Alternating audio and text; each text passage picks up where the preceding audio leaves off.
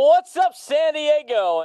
This is San Diego sports. The wins, the losses, the moments that matter, and the opinions that come with them. Padres have clinched the playoffs in back-to-back seasons for the first time since 05 and 06. No hype, no filter. Just the truth about your teams, your city, and the people who care about it most. The reality is the expectations are higher now for this club than they were in 2019 and 2020 when the Padres hadn't made the playoffs that many times. He's been here. He knows this city. And now he's leading the conversation every single day. Live and local on 97.3 The Fan. This is fun. We're doing this for fun. This is fun. Have fun. Enjoy the fun with us having fun. Now, here's Braden Surprenant. What's up, San Diego? A happy Tuesday, everybody out there in America's finest city. He's Frank Marchese. I'm Braden Surprenant. This is the Braden Surprenant Show, San Diego's #1 sports station, 97.3 The Fan. We got a lot to break down from yesterday. Off the field, we have a lot to break down from yesterday. Unfortunately, on the field, I will say this. The Padres did pretty well in terms of like a winning streak in their crucial 42. You're going to win 60 games. You're going to lose 60 games is what you do in the 42 extra that really matter. The Padres had won 11 games after winning 60 games, and they just took their first loss after losing their 60th game. So that's a tough one yesterday. I think overall in the grand scheme of things, it doesn't really hurt you too bad. But what was missed was the fact that you had an opportunity to gain a game on the Phillies, be a game back from Philadelphia, and then have a 3-game lead on Arizona, and you failed to do it yesterday, late in the ball game, in a game where you had excellent pitching out of Adrian Morejon. You had Mason Miller throw 30-something pitches. Jake Cronenworth, I mean, he did everything in his power aside from, being able to successfully bunt, but nobody was able to do that yesterday. Work a phenomenal at-bat with 2 outs to tie the ball game up in the 8th inning and save the game in the 9th inning with which was a unbelievable glove flip on a questionable. I mean, that was a tough play, and he had a couple of those plays last night to keep the game alive. So you had this great comeback because the offense didn't really do anything early in the contest. You used all your best bullpen arms, and the thing that sucks to me is the 11th inning. Like, the 10th inning sucked too. Okay, I'm not going to say the 10th inning didn't also suck. I mean, getting a double play on a popped up bunt in the 10th inning is ridiculous. If you're Luis Campusano, he kind of has to go on the play. He's not very fast. You couldn't pinch run for him because he was the guy that came in for Freddie Fermin. I mean, you would be seriously rolling the dice if you were to pinch run for Luis Campusano in that inning. But, Dustin Harris just got called up. They wanted Sungmoon Song to get reps down in AAA, which I think is fair. And in fact, Frank and I talked about that a couple of weeks ago. It's like, what are you doing with Sungmoon Song up here anyway if he's not going to play all the time? Should have done it months ago. He needs reps. He needs to play. You're hampering his development by him not playing in games. And so the Padres are like, all right, well, we just signed Dustin Harris a couple of weeks ago to a minor league deal. He's been raking at the plate. Let's bring him up because we don't really care if he develops in terms of like getting reps. I think that's fine. So it's hard to blame a guy like Dustin Harris who pops up a bunt. Okay, that's an unfortunate play. You have to be able to execute a lot better. So the 10th inning, by all means, definitely sucked.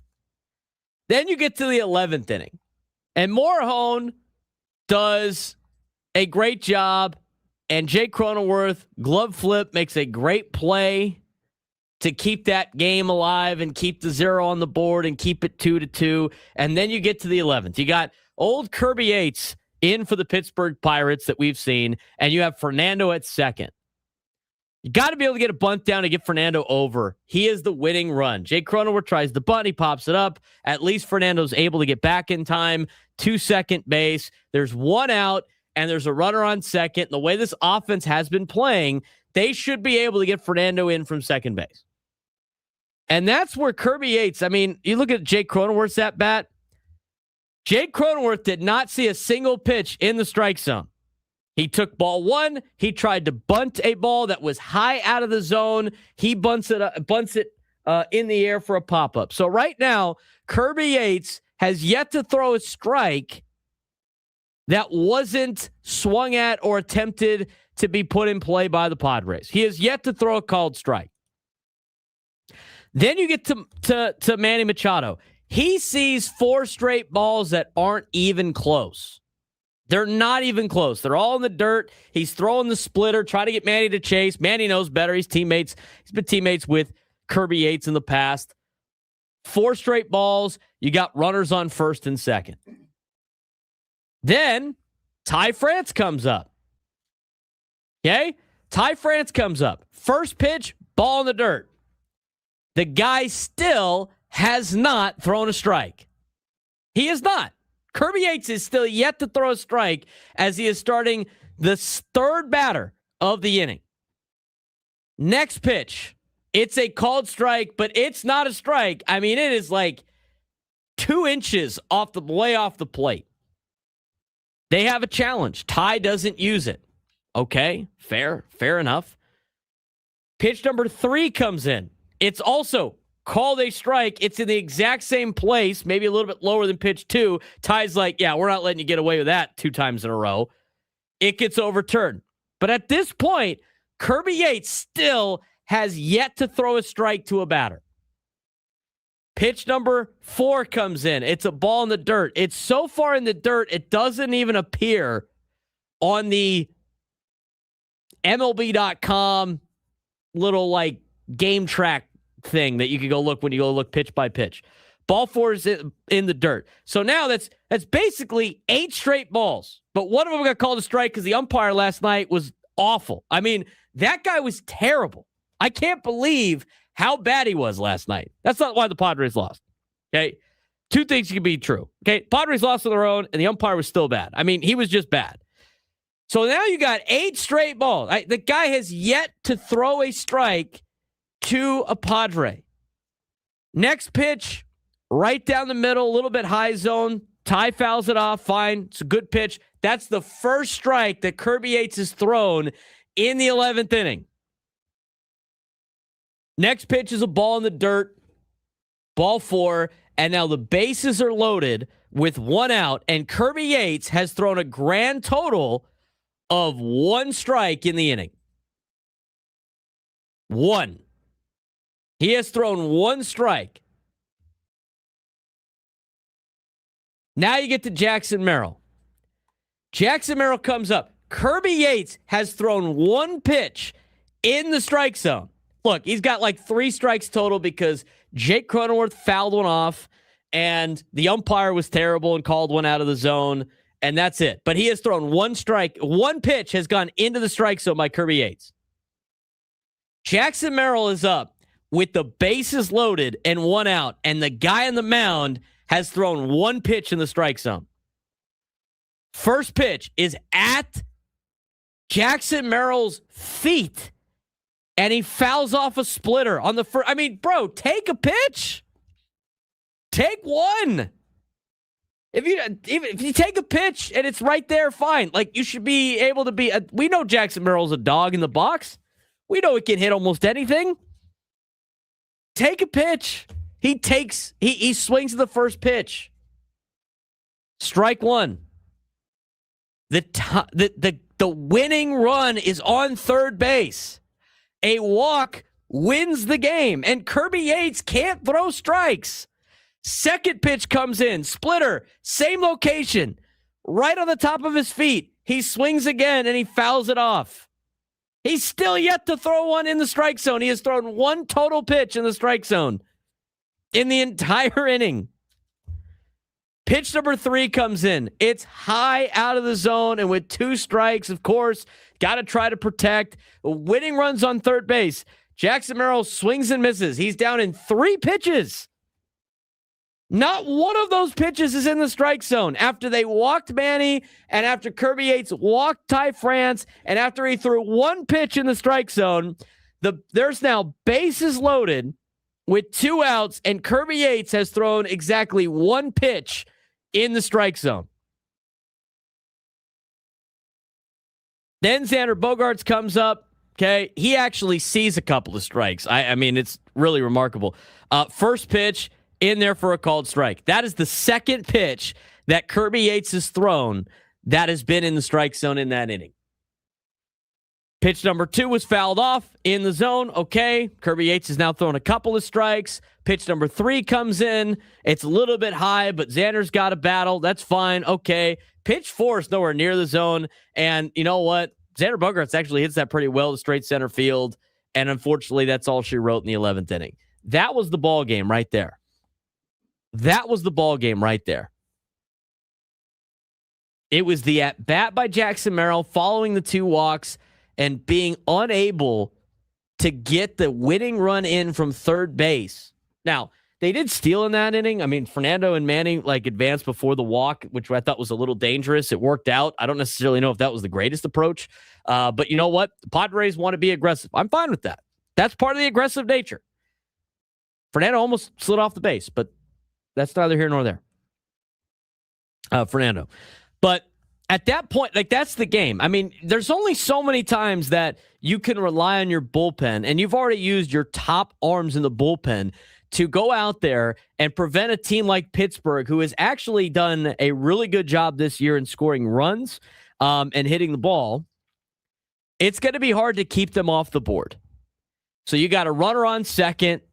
Nick Gonzalez leads off with a single. He's got one of the top 10 averages in Major League Baseball, off of Jeremiah Estrada, who's been okay, kind of trending towards since he came back from the IL. He hasn't been one of your most reliable relievers as of late. He gives up a single, and that's all she wrote. I mean, I credit Jeremiah Estrada to keeping it just to 1 run. And then you go strikeout in the bottom of the 12th inning, and you end up losing the game. But I thought that game was lost in the 11th inning. You had opportunities in other parts of the game. Yes, when you start adding things up, of course, you're going to get to that. But that game was lost in the 11th inning by just not having team at-bats, and we've seen this team do that, and Jackson Merrill had a really bad at-bat. It's probably an at-bat that he knows was bad. Okay, he probably looked back at the pitches he got and looked at the zone and is probably kicking himself. Okay, I don't want to speculate, but I would imagine, with the competitor that Jackson Merrill is, he's probably pretty upset about that. Padres finished 1 for 13 with runners in scoring position last night. I mean, not great. Okay, overall the game wasn't very good. One of the worst kind of games that you would have. But I think you could view it both ways. One, that was frustrating, and you could have gained ground on the Phillies, and you could have separated yourself more from the Diamondbacks. That's what you're hoping for. But at the same time, it's not a super killer loss if you can handle business the next 2 days. And we'll see what the Padres do against Paul Skenes, who hasn't been doing as well as of late. Okay? This is kind of the games that happen sometimes for Major League Baseball. But Merrill's last couple of at-bats were not good. His last 2, because he had the same type of at-bat in the 8th inning.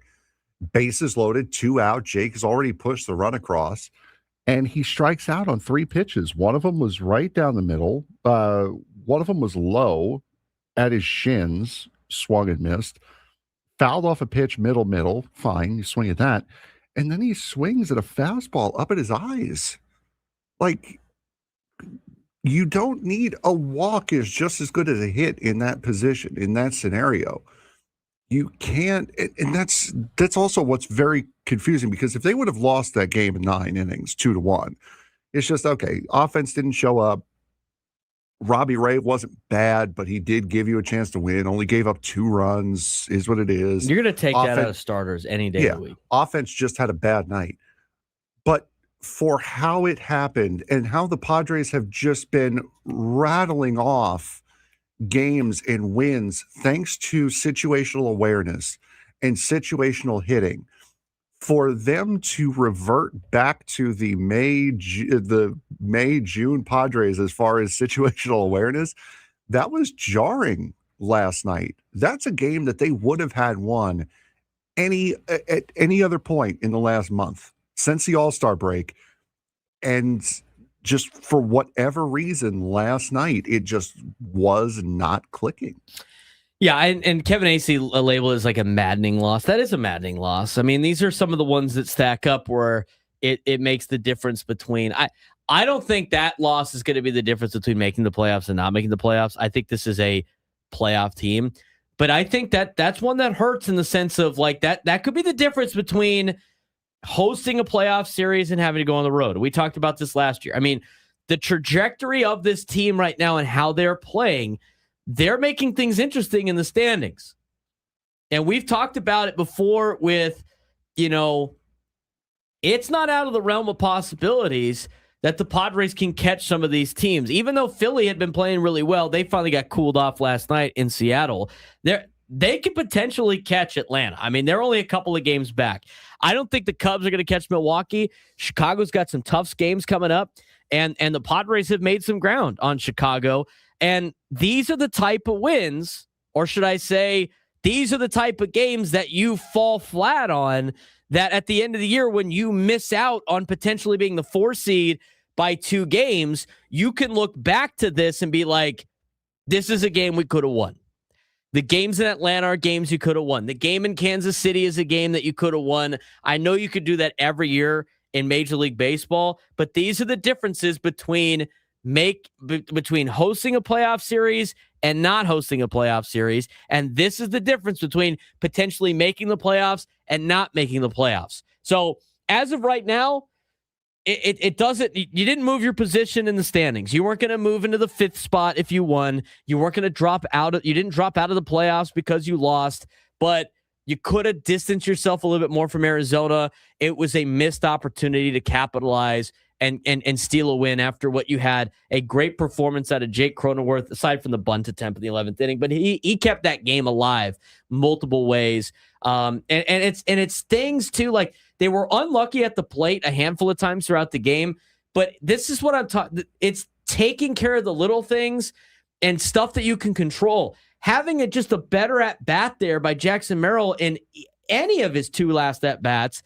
And this is a different outcome, probably. His last 3 at bats, because the one that he had in the 6th inning, I think, he lines out on a pitch that's not on the plate, that's in on his hands. I mean, the strikeout with the bases loaded, I thought was bad. Him swinging out of his shoes, especially with 2 walks in front of him. I know on the scoreboard it wasn't going to show that it was basically 8 pitches in a row. But when you break it down, look, it's hindsight. Like, I don't know how much of the iPad they're looking at before they get up there. But if he's in the dugout and they can track where the pitches are going, and I don't know how fast the data collects down there.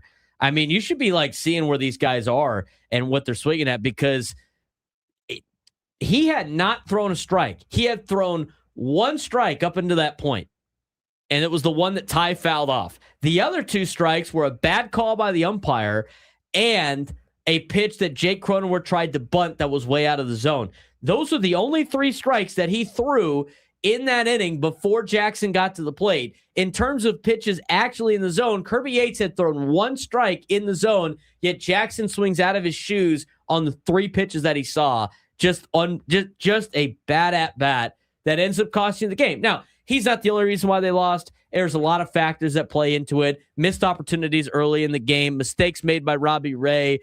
Collectively, you win as a team, you lose as a team. But that was the big moment right there, where the game felt like you could have stole one back from Pittsburgh on a Monday and start the season off right, or series off right. We're going to talk more about the game when we come back. Obviously, we had brief thoughts about yesterday's press conference with the new owners. We're going to talk about that as well. Play some of the clips if you missed any of them from yesterday's press conference. We got a lot of Padres baseball to get to. We're just getting started on a Tuesday. San Diego's #1 sports station, 97.3 The Fan.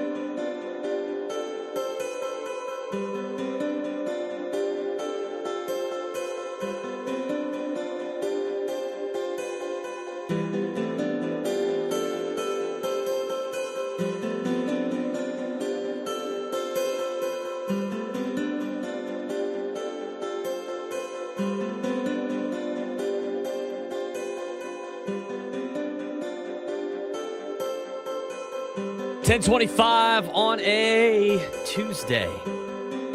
All right. Just getting rolling.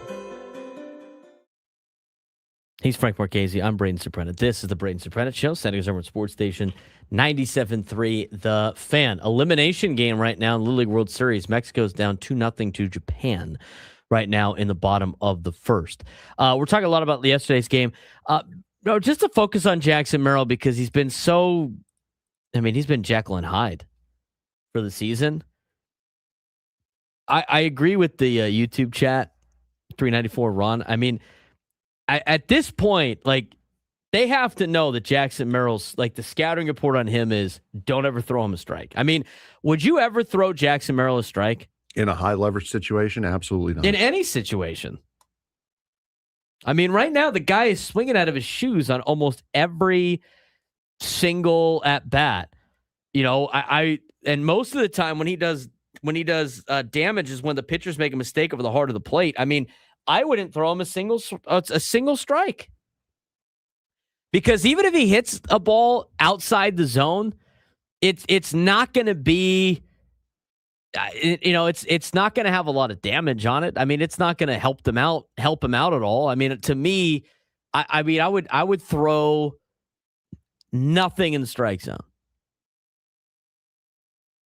He struck out twice with the bases loaded and chased all 5 pitches outside the strike zone during his 2 3-pitch strikeouts. I just think that's something that I think that's something they could fix. I really do. But yesterday was tough in that spot. It was tough in that spot. 1 for 13 with runners in scoring position, also pretty tough. I'm not worried about that as much just because, and I've heard it from Tony so many times, you're more concerned about getting runners in scoring position than not executing with runners in scoring position because the more chances you get, the more likely you're going to break through eventually. And so creating chances is the biggest problem. If you're not creating chances to have at bats with runners in scoring position, that's more of a problem than not just getting hits with runners in scoring position. But the bunting was bad yesterday.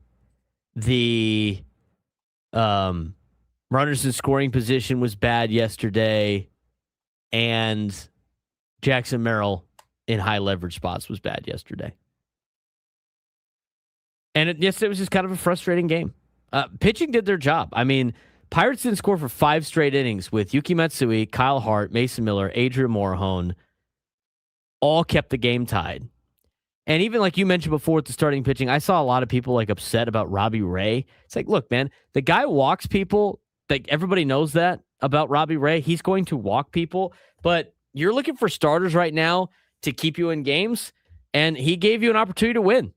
He held a Pirates team that usually scores a lot of runs to 2 runs yesterday. Your offense, the way they've been hitting, needs to be able to do some damage. Yesterday was more of an offensive problem than anything else, but you're going to see games like that. This team's not going to be perfect by any means, and just kind of finish up this on-field stuff. Okay. Yesterday was a frustrating loss. It's not a season-defining loss. This is one of those losses now because the Padres have played a lot better where you go, we'll get them tomorrow. That's kind of how I look at it. But they got to be able to fix these problems, especially when you get these situations late in the games in the postseason.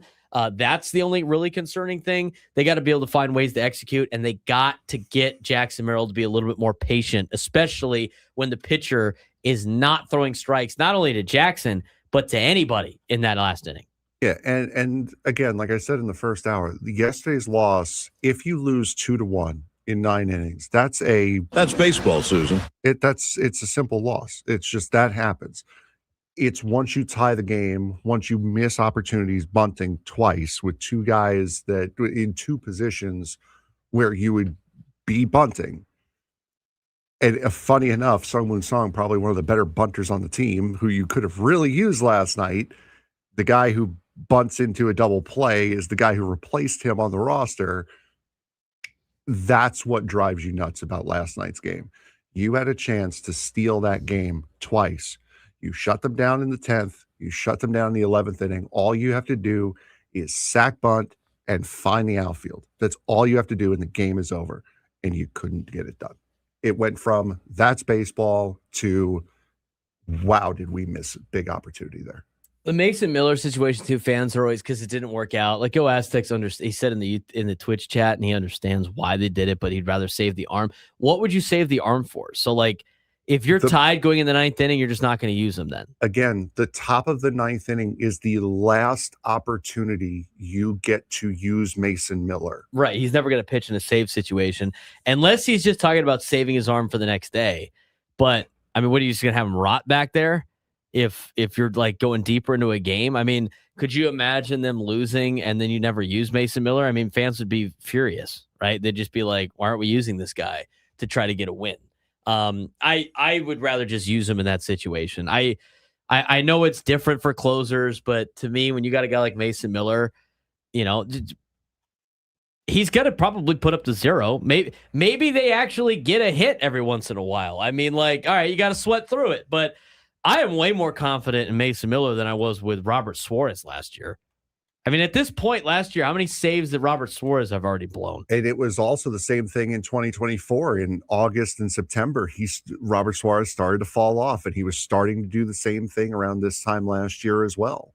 He was very, very good in the opening salvo of the season, but then as it got later and later, he started throwing more and more innings. He became less and less reliable. Suarez being. Yes. 833-288-973, 833-288-973. We had about a minute left. We do have some people on hold. We're going to get to you when we come back on the other side. But, you know, overall, I felt like, you know, the bullpen and pitching staff did their job. Offense got a little unlucky, failed to execute in other spots. But the biggest takeaway, of course, was, you know, try not to get that big swing. Sometimes you don't need that big swing. And Jackson definitely is back on the downtrend of this up and down year that he has had. But when Jackson's firing all cylinders, though, I mean, he's a big reason why this team is in the position they're in right now. On the positive side, he's still learning. I mean, this is like his second full season in Major League Baseball, because last year had a lot of injuries. So, but he's gonna.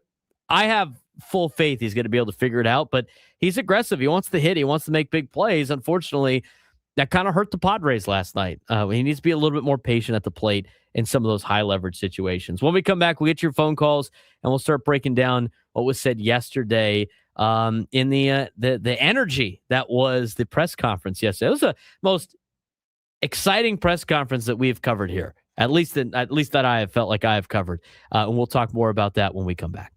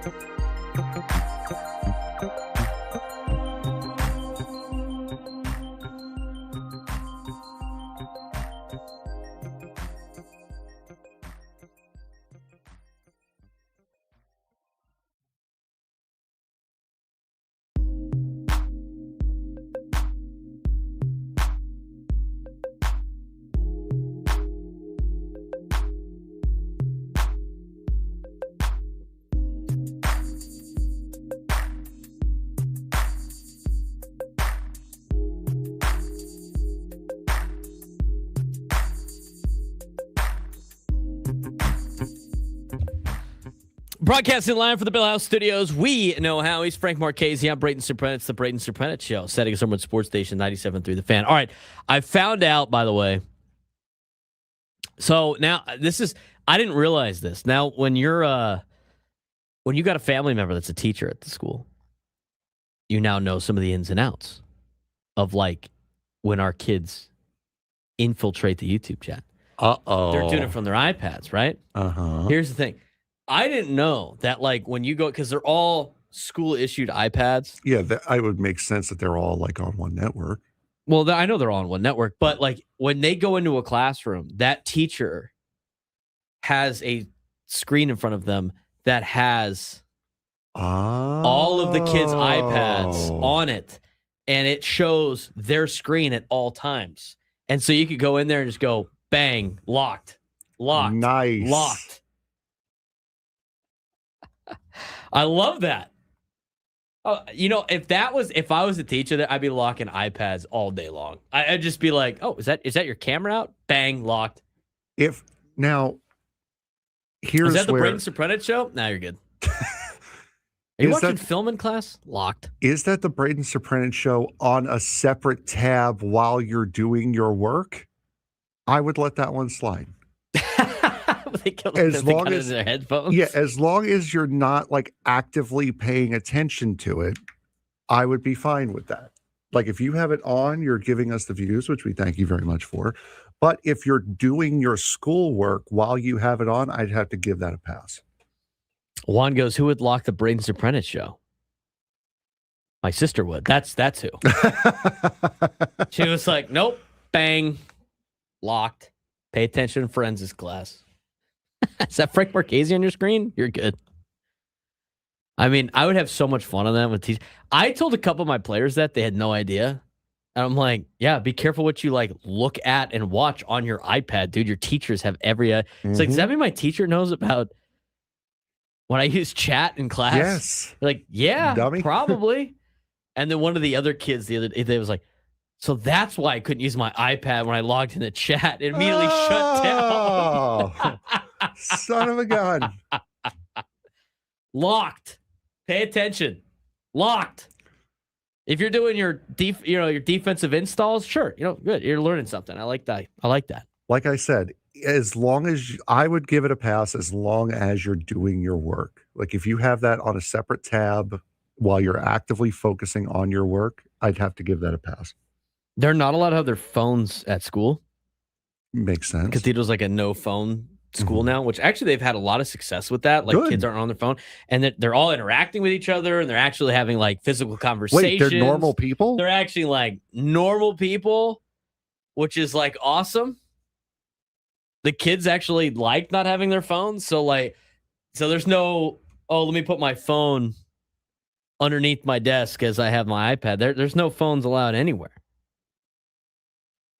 So I think that's all good. But I learned that. So when these guys are on their little iPads and they're wreaking havoc, the teachers know what they're doing. All right. So that's on the teacher too. All right. You know what?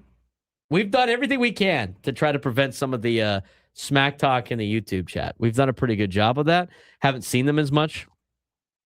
What's the start of the school year? You're trying to make a good impression. Well, we had them in the day, their second day of school. They were on there. That must have been before they fired up the I forget what it's called. It's like Apple something assist where you can view everybody's iPad and what they're on. Oh my God. There's a stuff like there it's banned all the time because when I get to school, I have their Wi-Fi stuff hooked up on my phone and my laptop. Wi-Fi completely shuts down Twitter. If I want to look at anything that's going on X, I can't do it on Cathedral's Wi-Fi. That gets shut down immediately. Yeah, you can. Yeah, that is one thing. What we have Bill Aztecs, his work shuts down YouTube. That's why he's on Twitch. I have what's it called? My senior year was the first year with the iPads, which I thought was kind of dumb in general. Like giving a bunch of high school kids iPads and no textbooks and thinking they were just gonna use them for class. Put your phones away. I know that's distracting. Here's a gigantic version of that as I hand that to you. Make sure you pay attention. But I was a senior. I was already in college and stuff like that. So a lot of my friends during March Madness, everybody's iPad had a different game on. You were not paying attention on the March Madness Thursday, Friday opening week. I wasn't watching any. I'm not paying attention in class. But there was a game back then, and people still play it now, but that was when Clash of Clans was popular. Yep. And so the football team had everybody was playing Clash of Clans in class. And our offensive line coach at the time, Coach Neese, was the tech guy at Cathedral. Mm-hmm. And he hated that game. He thought it was the dumbest thing ever. But a lot of the teachers were playing it and were in clans with the students and stuff like that. And it was a huge thing. And he said, the first game that you guys don't win by 35, which was running clock, I'm shutting that down. He's like, that's just what it is. So when everybody loses Clash of Clans, because he had the ability to shut down any app he wanted, as soon as you guys don't go running clock, I'm shutting it down. Because he knew eventually we weren't going to do that. We had a tough schedule and stuff like that. First couple of games, running clock. Didn't get it. Our defensive coordinator was like, yo, what's going on? That's not working. Offensive line coach is like, nope, should have won by 35. Whole school was mad. I hadn't played that game since. Everybody had their little their little Clash of Clans game, and that's why it was funny. I saw that an ad for it a couple of years ago. I'm like, that game still exists. People still play that game. Yes, it does. 833-288-0973. 833-288-0973. Let's get out to Kevin in Chula Vista. Kevin, what's going on? Goodness gracious, guys, it's hot out there. And it's a good thing we're not students in school these days with all these gizmo pads and this pad and what pad. He's calling it gizmo pad. Gizmo pad. Gizmo pad, whatever the hell they call it these days. You're like my uncle, Kevin. You're going to call Facebook face plant? That's a pretty good one. That's a good one. Face plant. He calls it face plant. Ice plant, whatever plant. I mean, gummies. I don't know. I don't get it. But, we didn't have this problem. Mental health was a lot better back in the day, let me tell you. These poor kids now with all of this stuff, and I know for sure because I come from the education profession, there's a downside to all of this too that's not getting talked about enough, but that's another story for another day. Two things. Go back to Jackson Merrill. You're absolutely spot on. If it's blatantly obvious to us sitting at home and you guys watching that this guy is absolutely getting worked and schooled, I mean, I'm wondering where in the hell is the coaching staff that should have had this dealt with by now, because clearly what Jackson, and I know he feels bad. I know he wants to be the hero. And that's the problem. I think you've got a hero syndrome going on mentally that he is not corralled yet to understand the moment and the situational circumstances when it's blatantly obvious what these pitchers are doing to him. And what he did last night was displayed that he still has yet to graduate to another level. That's the way I see it. And I blame some of that on the staff. I don't know what they're saying or not saying, but this should have been corrected by this time of the season. So I'll leave that where that's at. Wanted to talk about Kwanza Jones. Is she not just a spark plug you've ever heard? I mean, my God, I want to go through the wall after listening to her. And I know some people have got a problem, Braden, because, she was high-spirited and she was, one person said she sounds like she's over the top. That's what this city needs. I want to take one other point here. God bless Peter Seidler. I get it.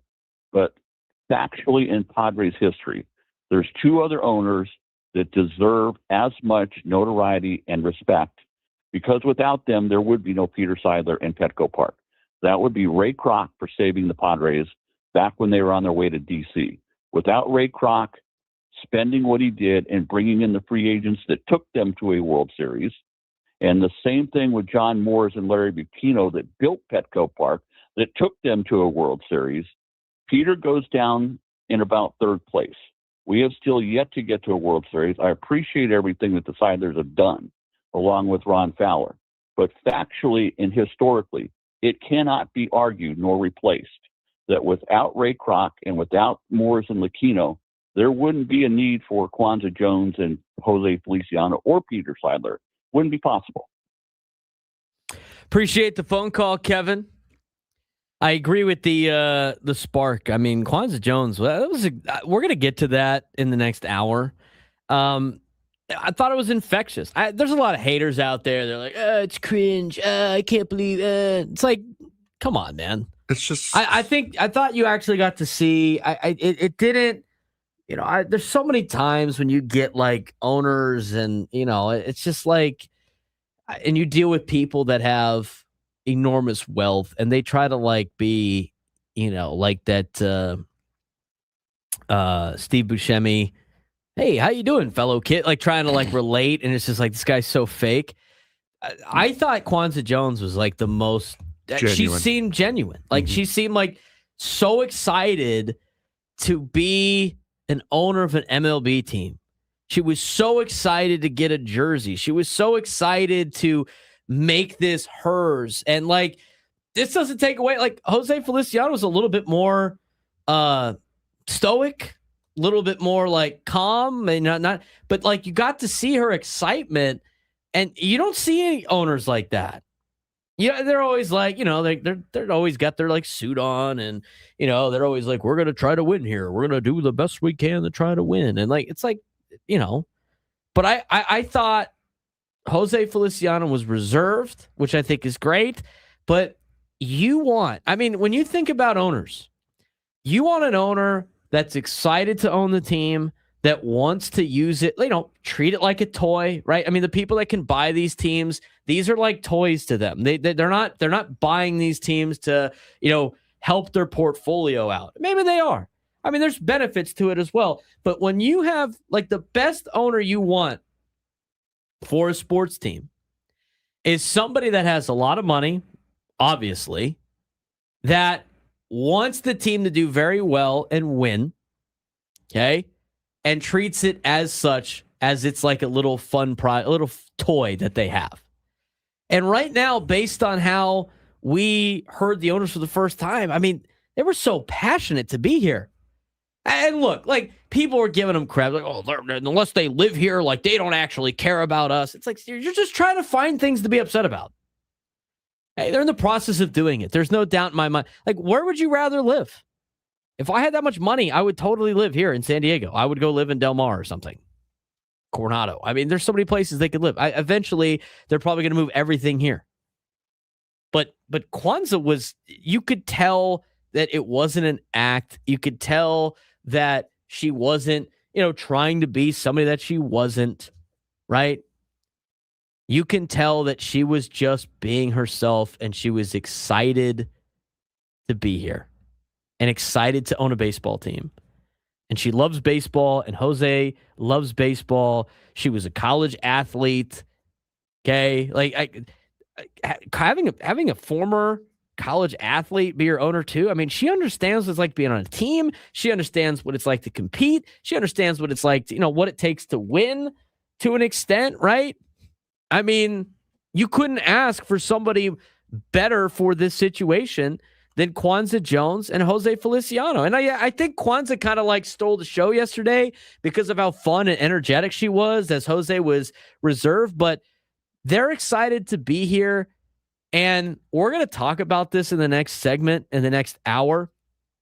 Kevin Acee talked about it. I mean, they reportedly are going to be the Padres, the first Padres owner. Like, this is the most wealth that a Padres ownership has ever had. I will read the direct report from it, but based on what people are saying and obviously the finances, there has been no owner that has had as much money as these two have. And they want to win. And they want to put it into the team. Now, I thought they did the right thing of saying, like, we're going to, spend about our means, which I think is fair, because I also don't think, just spending money to spend money is never the course of action either. Look at the Mets.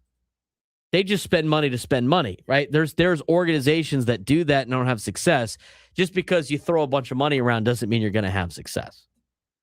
You got to find the right kind of medium, and it seems like that is what you're going to get from Kwanza Jones and Jose Feliciano. We'll talk about that more in the next segment. But I thought it was infectious. I really did. I thought she was excited to be here, Frank. No, yes, you could definitely tell that. She definitely was front and center yesterday as far as the press conference goes. And again, I would much rather that. I would rather her be herself, be eccentric, be that fun person, show who she truly is, instead of just sitting back, sitting behind Jose, and just and trying to be what she thinks MLB owners are. She was herself, which was perfect for yesterday. We're going to get into it. We're going to get into it when we come back. We're going to play some of the clips from the press conference and take a deeper dive from the new owners now, the San Diego Padres, when we come back in the Braden Surprenant Show. San Diego Sports Station 97.3 The Fan.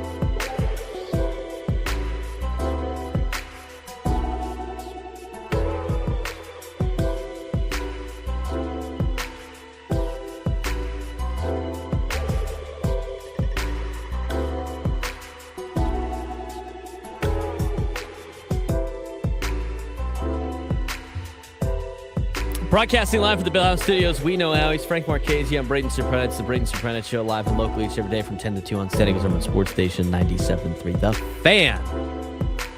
Lots to get to still when it comes to Padres news. Of course, we talked about the on-field stuff from yesterday.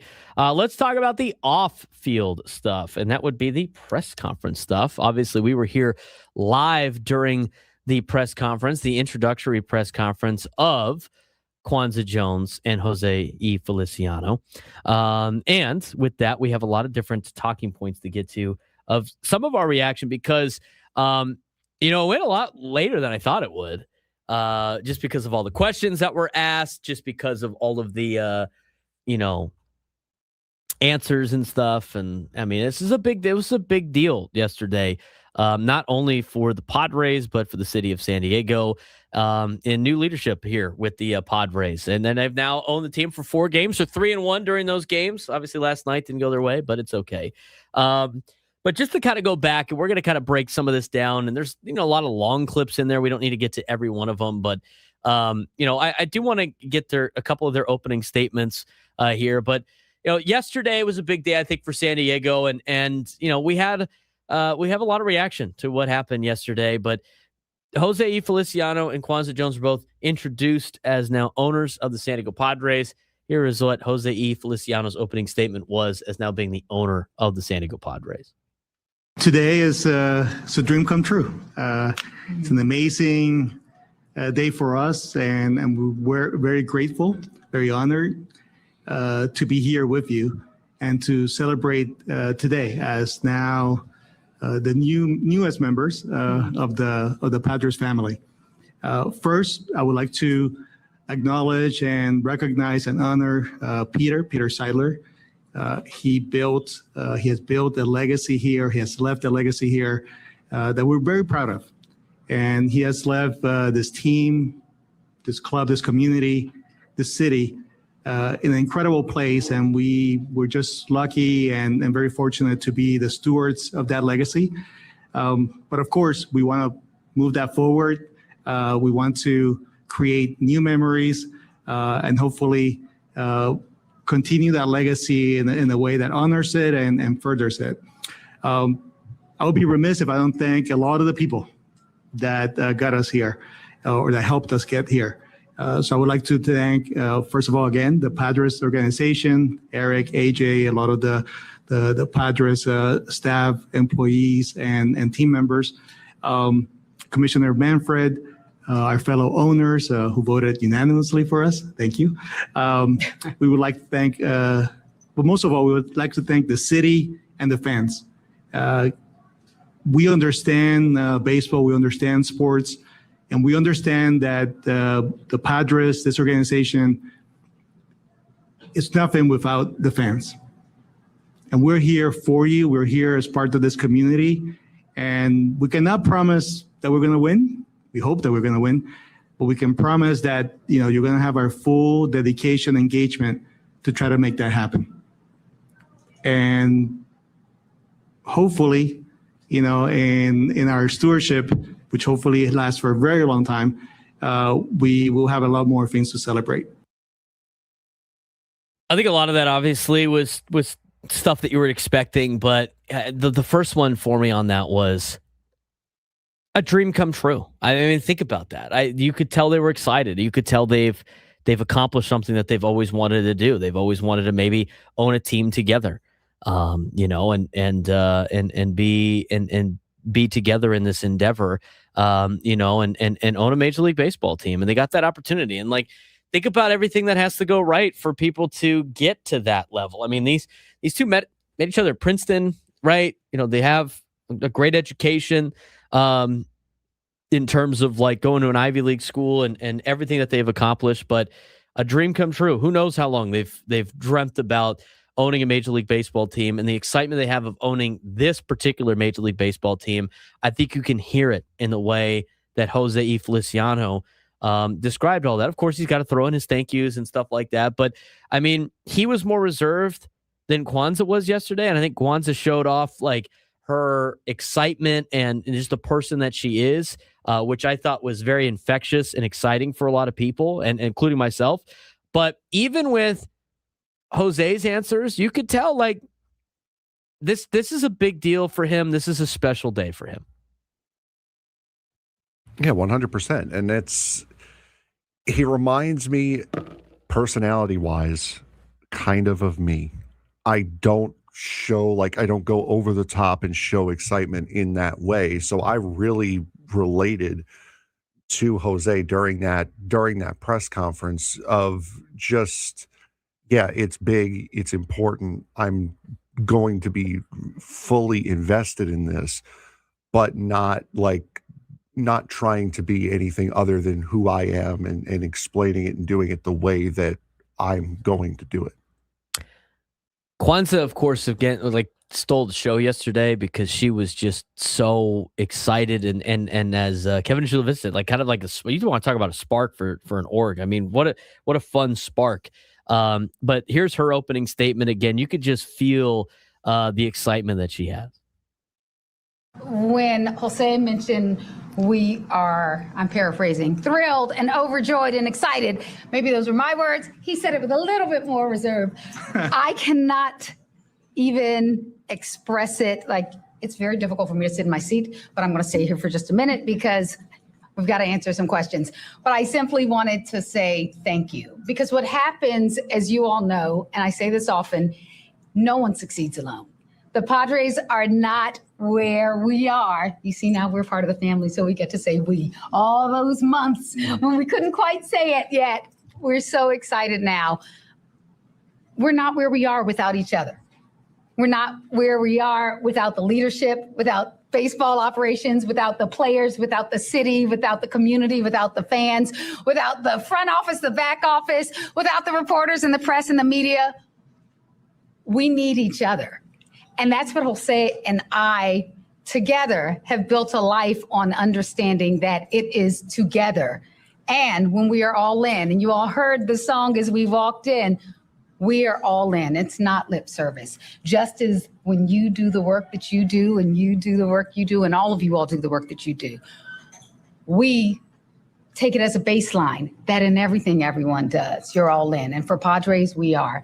And we are absolutely committed to this organization, and we are absolutely overjoyed, and we understand, if you heard it, we're gonna win.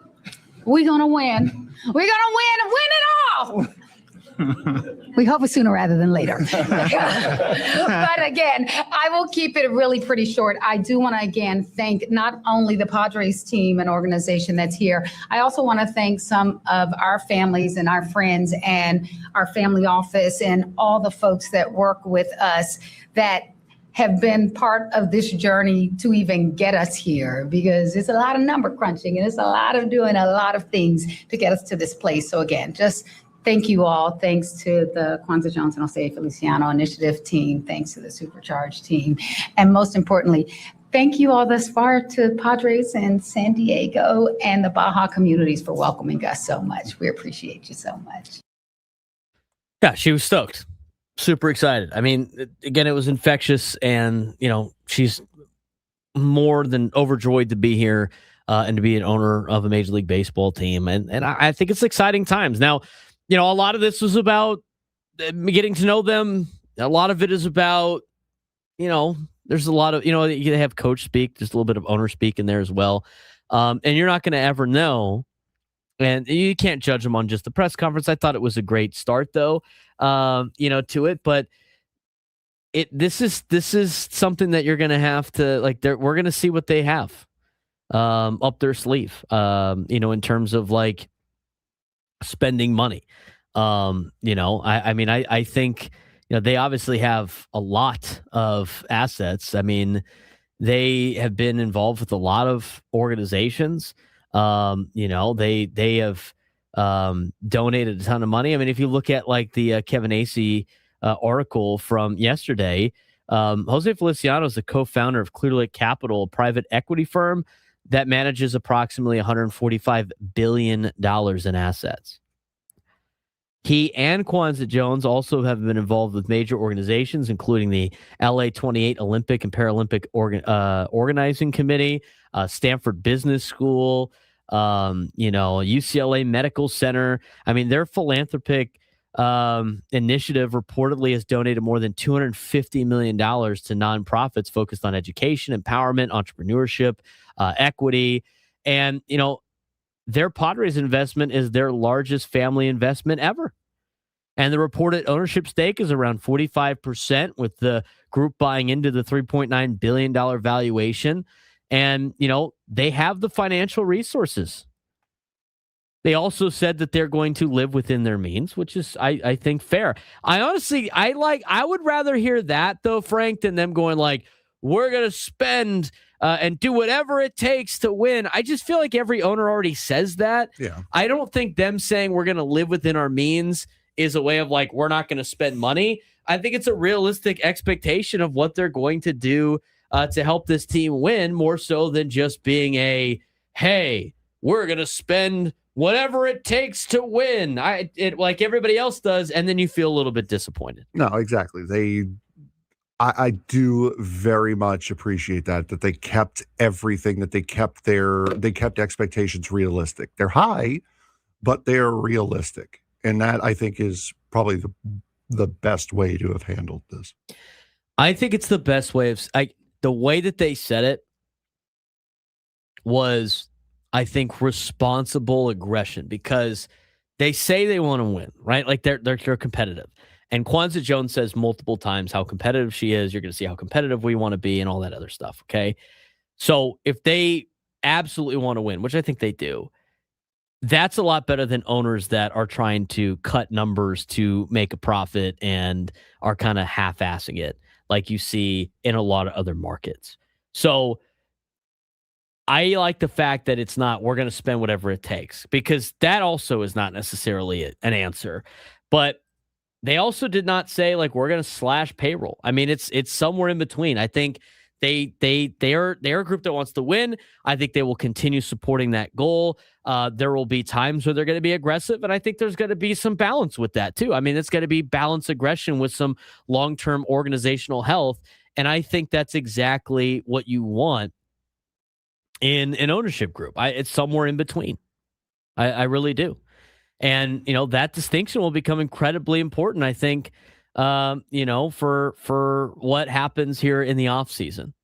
And I think you're not going to really tell until they start making moves and seeing the moves that they make, the extensions they may or may not make. I mean, it's all going to be judged on those types of moves more so than what is said in a press conference. And Jose even said that. I mean, it's there's going to be some criticisms. There's going to be some parts where they get some love. But at the end of the day, this was all about kind of getting to know them. And I didn't hear anything yesterday that was in a sense of this thing's going backwards to what it was before the Seidler family got here. I just don't think that to be the case. No, not at all. And it was all very, very encouraging. Again, very realistic. You can feel the energy, especially out of Kwanza, and it really amped, I think, the fan base up for sure. And I think some of that amping up of the fan base may implement some unrealistic expectations from the fans' side of things.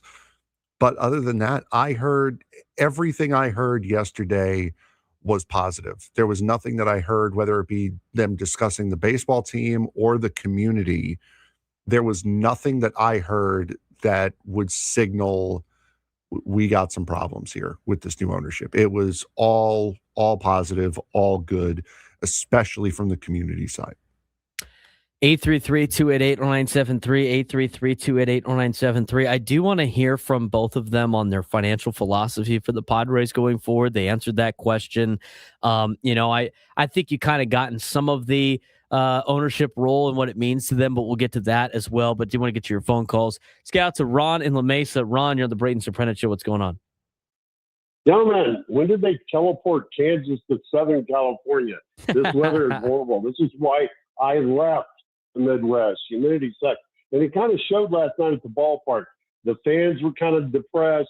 The players, everybody in Pittsburgh, they're used to this. But even our guys seemed to be a little sluggish last night. So it is what it is. Hey, Kwanza, back when I played football at Kansas State in the early 70s, our coach there, his name was Vince Gibson. He was from Shreveport, Louisiana. And his big thing is, we going to win. And that's all he said. So hearing that out of her yesterday, I hope it works out better than it did for K-State in the 70s because we suck. The other thing, guys, is I think Merrill is just young. His youth shows up in big situations sometimes, unlike his rookie year where it didn't seem to bother as much. I think he just wants to perform so well, and he'll figure it out. And we're still in a great spot, guys. I'm not too worried about anything. And last but not least, your iPad story, I got you one better, Braden. I'm house sitting at a PB, which doesn't suck, let me tell you. I'm on my way to work yesterday, and I get behind a Waymo, and I'm going, oh, my God, when did they come to San Diego? And I get up there, and this thing's got no passenger, no driver, and I'm like, oh, damn, I'm in the Jetsons. This is I can't even, I had to pass that thing before it blew me out of the water. I was waiting for it to transform into some transformer and just blow everybody out. All right, boys, we'll see you at the park. Thank you, Ron. Oh, that's hilarious. That's hilarious. We got some good news and bad news that happened during the last segment. We'll get to that in just a little bit. I do want to go back to Merrill. Jackson Merrill, I kind of agree with the young thing because if you think about his rookie season, Frank, what is the one pitch that they always test rookies with early? Breaking pitch outside. Fastball. Yeah. Oh, yeah, fastball. You always get tested on the fastball first. Always get tested on the fastball first. They kept testing with the fastball, make him beat the fastball, and he did. And you know what they were doing with said fastball? Throw it in the zone. Now they're throwing a bunch of crap all over the place to see if he swings, and that's exactly what he's doing. So I think it's part of the adjustment period to the league. He got on the league early. The league adjusted to him back, and now he's in the process of trying to adjust back to the league. And we've seen some ups and downs. And again, the guy's super young, and we're gonna see that for the next couple years or so. But I think he'll figure it out too. I agree with Ron.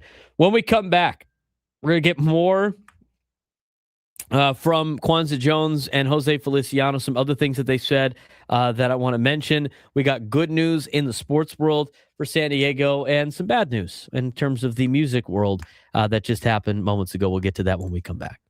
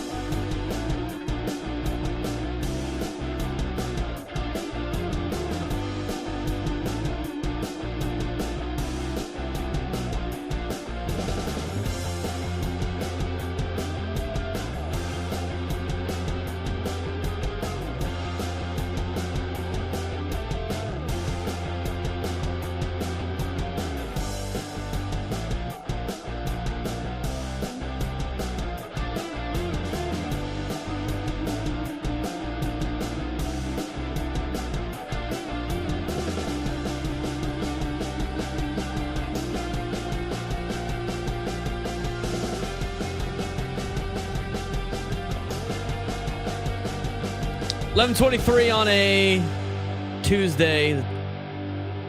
Dolly Parton has now passed away at the age of 80. That was the bad news that we had. Came during the last segment, if you will. I know KSON is doing some tributes to Dolly Parton, the country music icon, who was just such a huge hit, obviously. Known for her curvy physique, massive blonde wigs, skin-tight outfits, and served her self-deprecating wit. She was among the most beloved personalities in music and beyond. Her celebrity whose appeal transcended generations, geography, and politics. Obviously known for her songs like Jolene, Coat of Many Colors, I Will Always Love You, totaled more than 100 million worldwide sales and more than 1 billion online streams. Just an infectious person. The queen of country, if you will, to the point where they even have, you go to Nashville, she's like all over the place, but also had like Dolly World and stuff like that. I know my sister's been to Dolly World a couple of times in Tennessee. But a sad day for a lot of people that love country music, love Dolly Parton. She passes away at the age of 80 today. So that was the bad news, if you will. Here and known about it. Again, we're a sports show, but we got a lot of music and stuff, and I know there's a lot of people that are Dolly Parton fans, so just wanted to pass that along. And she passes away at age 80 today, so tough one. I think she had just missed an event because of a health-related thing, and sounded like there wasn't too much thought behind it, and now this is just, it's really, really sad day for sure. Very much a legend. So definitely that's a bummer. Again, I know KSON's got more coverage on that than us. So when so that was the bad news. Now the good news for San Diego, because there's no good way to transition from something like that. No, I mean I'm not talk about Dolly Parton the entire time. The good news for San Diego fans, again with sports wise, because we said there was bad music news and good sports news. The good sports news is it's now official that NASCAR is coming back to San Diego. They sent the press release out, during the last segment as well. I mean, a lot of news just went down in the last segment, if you will. But the NASCAR is back in San Diego. It sounds like they're going to have another San Diego weekend. It sounds like everything's coming back except for the truck series, and we will see, whether or not this is going to be a recurring theme. But based on the press release, it sounds like this could be the last time that they're in Coronado, just because I think they want to move things around to other military bases when it comes to the street race. But pretty great to see that NASCAR is back. Yeah, it was a lot of fun last year. This year, I'm sure this upcoming year, I think a lot of the issues will be addressed, because if it is the case, and I'm not entirely surprised that that they would be moving away from this and trying to spread the wealth out. There's going to be a lot of what was wrong last year will be fixed this year. And I have a feeling will be fixed this year, not just because of knowing what was wrong and how to fix it, but also if you are going to move this around, you also want to be ready and be prepared for all of the other locations that are going to get something like this as well. So I think this is going to be an absolutely fantastic weekend again, I think. And again, it's not too much of a loss as far as not seeing the truck series here, because again, that was nobody got to see it anyway. Yeah, that was only open to military anyway. But to see the O'Reilly series back here, that was a fantastic race. Best one of the weekend, I feel. And then the Cup race coming back it's going to be incredible for sure. So the official press release says that NASCAR San Diego announced today that is re-enlisting for another tour of duty in 2027 after a successful sold-out debut in 2026. NASCAR San Diego weekend presented by Anduril will return with the NASCAR Cup Series and the O'Reilly Parts Series July 30th to August 1st at Naval Base Coronado. You will see NASCAR's finest once again. Sounds like they're going to keep the same Qualcomm circuit. They're not shortening it. Frank, I know that was one of the things they had potentially discussed, but it does make sense if you are going to keep moving this event after this year. It also makes sense just to not put so much into making a new circuit and just going with the one that you had. Yeah, so it's what we experienced this year, the incredible racing, the energy from our fans, and the partnership with the United States Navy and the San Diego community showed just how special this event can be, said NASCAR San Diego President Amy Lupo. We are grateful for the opportunity to build on that momentum, and we are fully committed to improving the experience for our fans. Together, we will create another unforgettable weekend, celebrates the San Diego region, NASCAR, and most importantly, the brave sailors who selflessly serve our country. Here's the part that I thought, and again, we'll see what happens with this, but NASCAR and the Department of War share a multi-year plan to continue hosting events beyond Naval Base Coronado. In 2028, NASCAR and the Department of War intend to take the military base street race to a different U.S. military installation, expanding the opportunity to celebrate and connect with service members, military families, and communities across the country. So that sounds like this is potentially going to go somewhere else after this year. Maybe I'm reading into that wrong.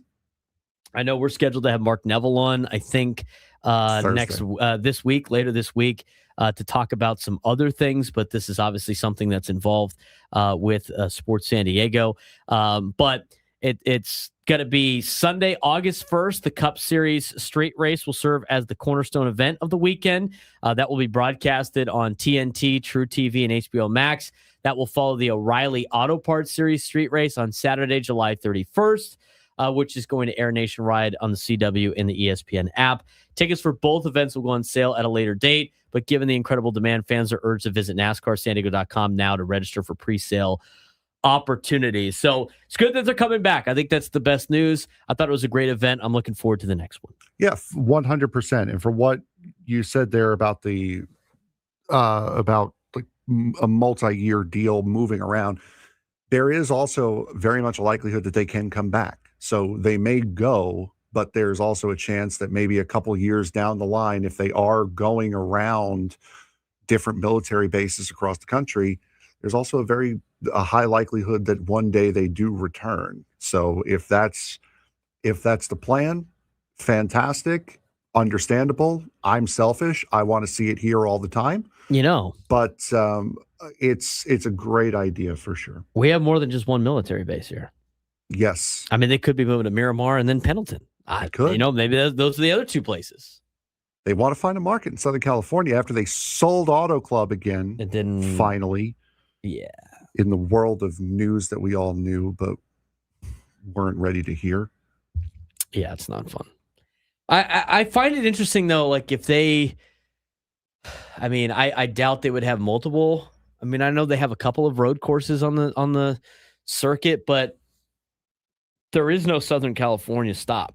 No. And so even though they want to like move it around, it could be a separate thing where they do have a San Diego race and it's just in Coronado, maybe. Maybe they have two military things. I can't imagine them having multiple street courses. It's kind of a fun one-off thing for probably a lot of the drivers. I'm sure the ones that do very well on road courses wouldn't mind seeing more of these. But yeah, I find it interesting. I mean, maybe they'll go to other like military bases in Southern California. Yeah, it is a fresh market to be able to go into, and one that they keep trying to infiltrate. They had Fontana years ago. They had Riverside, which is now a strip mall because God forbid. They ran a couple years at the LA Coliseum, the non-points race at the beginning of the season. So they keep dipping their toes back into the Southern California market. And I think if this year is successful as last year was, I think they'll try to find a more permanent home. But yeah, if you talk about Southern California, Vegas and Phoenix are the two closest ones that get out here, and you can't even say Sonoma because it's a 12-hour drive up into Napa Valley. Definitely not Southern California. I mean, hey, look, maybe they go to 29 Palms. They're probably not going to 29 Palms in August. I can tell you that right now.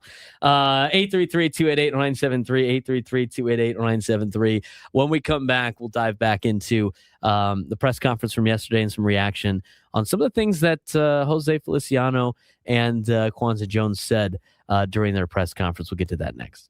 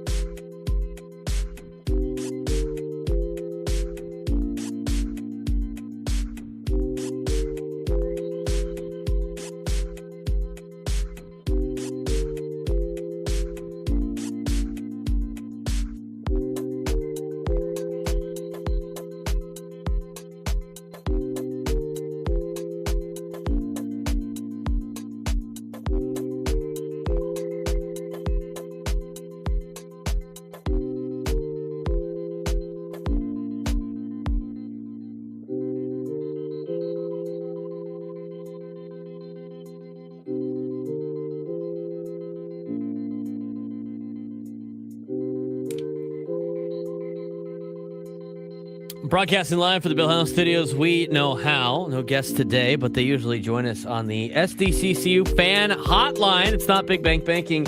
It's better. We're going to get to the phones here in just a second. 833-288-0973. 833-288-0973. We're going to talk football a little bit in the next hour. This is week 0 this weekend. First game of the year. My TCU Horned Frogs taking on North Carolina. Now, I will say this. I'm nervous about them completely laying an egg against a team that is an absolute circus. We have already done that multiple times in our existence. And they asked Bill Belichick yesterday, Frank, what's going on with your son? Is he going to be the DC? I don't know. That's what he said. We don't really know. There's not really an update on that. You guys understand you're going to Ireland very soon, right? Like, you should probably know if he's going to be your DC or not. No, we're good. Who's going to call the defense? He's not there. I don't want to discuss that. Okay, well. Come on, Sonny. It needs to be belt to ass the entire game. That game should not even be close. Just like completely beat the living daylights out of North Carolina and let me enjoy the first 2 weeks of college football, because here's how this works. If TCU wins, that's great. You want to know why? Because they're off the next week, and I can enjoy the big opening weekend of college football, Labor Day weekend, to the full potential. And I could just be a loaf and just watch college football day and enjoy every second of it, knowing my team is 1-0. If they lose, I might not even watch a game. I lied. I'll probably watch a game. But, like, they got to win big. I think the Frogs got to be able to win big in that game. I'm counting on it. I'm hoping for it. And then, of course, the next week is the big week of college football, and I can't wait to get to that point. We got to see if we're bringing Skylar back. The queen of college football. See if Skylar can come back and do well on some picks, getting ready for the college football season. 833-288-0973, 833-288-0973. Haven't heard this man foul in a long time. Dexter in Spring Valley joins us on the Braden Surprenant Show. What's going on, Dex? Hey, so it's really sad about Dolly Parton. Yes. But, she helped practically cure COVID on her own. You know about that, right? No. And she was a major investor in one of the vaccines. Oh, really? Yeah, major. We're talking like several $1 million. And no one knew about it until somebody dug it up. I guess they found it in the documents. I think it was. I don't remember. I believe it was Pfizer was the one that she invented. Or Pfizer. I think it was Pfizer. But anyways, that's neither here nor there. I'm really glad about the owners. I had a chance to go back and hop on the 97.3 fan YouTube channel to watch the press conference, and I'm really stoked because they bring a very vibrant energy, and I think they're the younger owners in the league too. And I think isn't Ms. Jones like one of the few female owners, if not the only female owner? Yeah, I think so. Which would be. Yeah, well, that would be awesome. So, they're committed, and they want to move down. I'm majorly stoked because that's a huge burden off. We've had our fair share of how unsavory owners and whatnot. We can remember the Roseanne Barr national anthem fiasco because of those owners. So, it's good to have owners that want to, continue us, build towards a championship. So I'm very, very stoked about that. But before I go, go Pods. And also, you guys are talking earlier in the week about the whole Laker, talk about ownership, the whole Buss family Laker thing. Yeah. Well, I think the Buss siblings are trying to throw Jeannie under the bus. So there's my foul. Catch you guys later. Go Padres. He draws the foul. I feel like, the ownership battle here is interesting. Especially with, and we haven't gotten into the Dodgers stuff yet. I did find it funny, like, I'm going to be honest with you. Like, I really don't care about any other team. I really don't. Not to the point where if I was like because I didn't have the chat live during the press conference. I wasn't looking at it because I just knew there was going to be hellacious takes during an entire press conference, especially with the new owners. I'm like, I don't want to read this. It's just going to make my brain rot. But apparently yesterday there was a lot of like Dodger fans in like the 97.3 chat, or even like, I guess because the Padres streamed the video on their YouTube, right, Frank? And I guess the YouTube chat was kind of filled with Dodger fans, like just going like nuts. You got nothing better to do on a Monday? Seriously. I mean, like, really? You got nothing better? No job? Like, I'm going to pull the Sebastian Maniscalco thing. No job? I mean, we're talking about like 1 o'clock on a Monday. Read a book. I mean, come on. Like, if the Dodgers, let's say, I mean, it's not even out of the realm of possibilities right now based on the way the Mark Walters situation is. But Seeming like an inevitability. Let's say, hypothetically, like they got new owners. I don't care who they are. I don't care how much money they have. I don't care what's going on up there. I don't. I don't even care about like teams that, and look, you could say, well, the Padres aren't really, they're 9 games back, whatever it is. They haven't really competed with the Dodgers the last handful of years. Like, you should be worried about you. I could say the same thing about Arizona. I don't care. I don't care what the Diamondbacks are doing. It's funny that the Giants are a circus. I don't care what they're doing. I don't care what their new owner might be. I don't care what their new GM might be. I mean, we'll talk about some of that stuff on the show just because it's baseball news, but I don't really care.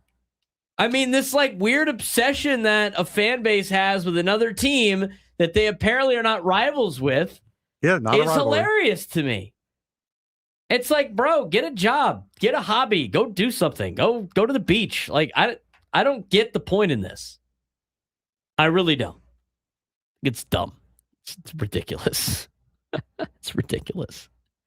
We even talked about the Mark Walters situation. I mean, Bill Plaschke had you can say what you want about Bill Plaschke. Okay? You ask somebody about Bill Plaschke, they usually have some type of take about Bill Plaschke. He wrote a column about this that was like very interesting. Probably something we'll get to on Thursday since we'll be at the ballpark tomorrow.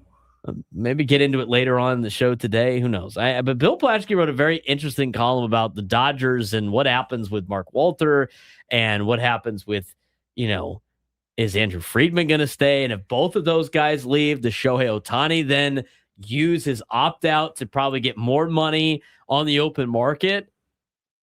I mean, could you imagine that situation, Frank? I mean, Dodger fans are just like, no, he's not going anywhere. We're the greatest org. Everybody likes to play for us. Well, is everybody going to want to play for you? Because, like, think about from the perspective of, like, the guy that's, like, currently owning the team needed to be, like, taken, like, he's moving all this money around all over the place to keep that thing functioning. You're going to tell me that whoever is next up to potentially buy the Dodgers is just going to be able to just write blank checks like they've been doing right now? I mean, they're going to be almost like, the cash poor after buying a team like that with all the assets they have. And then they're going to spend, and then they're going to spend all this money. I mean, I'm telling you, there's a way out for Shohei Ohtani to just be like, deuces, I'm out of here. Somebody else could pay me a ton of money that's not going to be cash poor. And they could build a team around me. And then what's going to happen with it? Because think about this: if they go up for sale, they got a lot of money in deferred money on the books in the future. Is it worth it for the 2 World Series? Probably, but that's an interesting article that we got to dive into. That's all I got to say about that. We're going to get into that later on, maybe this week. We do need to get to what's going on in the sports world as of today. It's time to get to today's sports thread.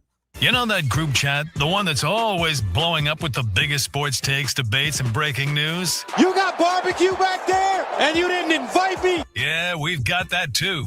Welcome to the Sports Thread, where we break down the top 5 stories in sports, just like you would with your crew. Oh, no! Disaster! What a bad idea! No filters, no silence, just real talk.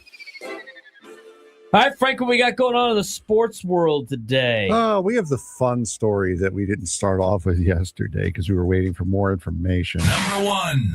San Francisco 49ers owner Jed York pleaded no contest yesterday to 2 misdemeanor charges stemming from his arrest in Ohio on suspicion of engaging in prostitution. Good job, buddy.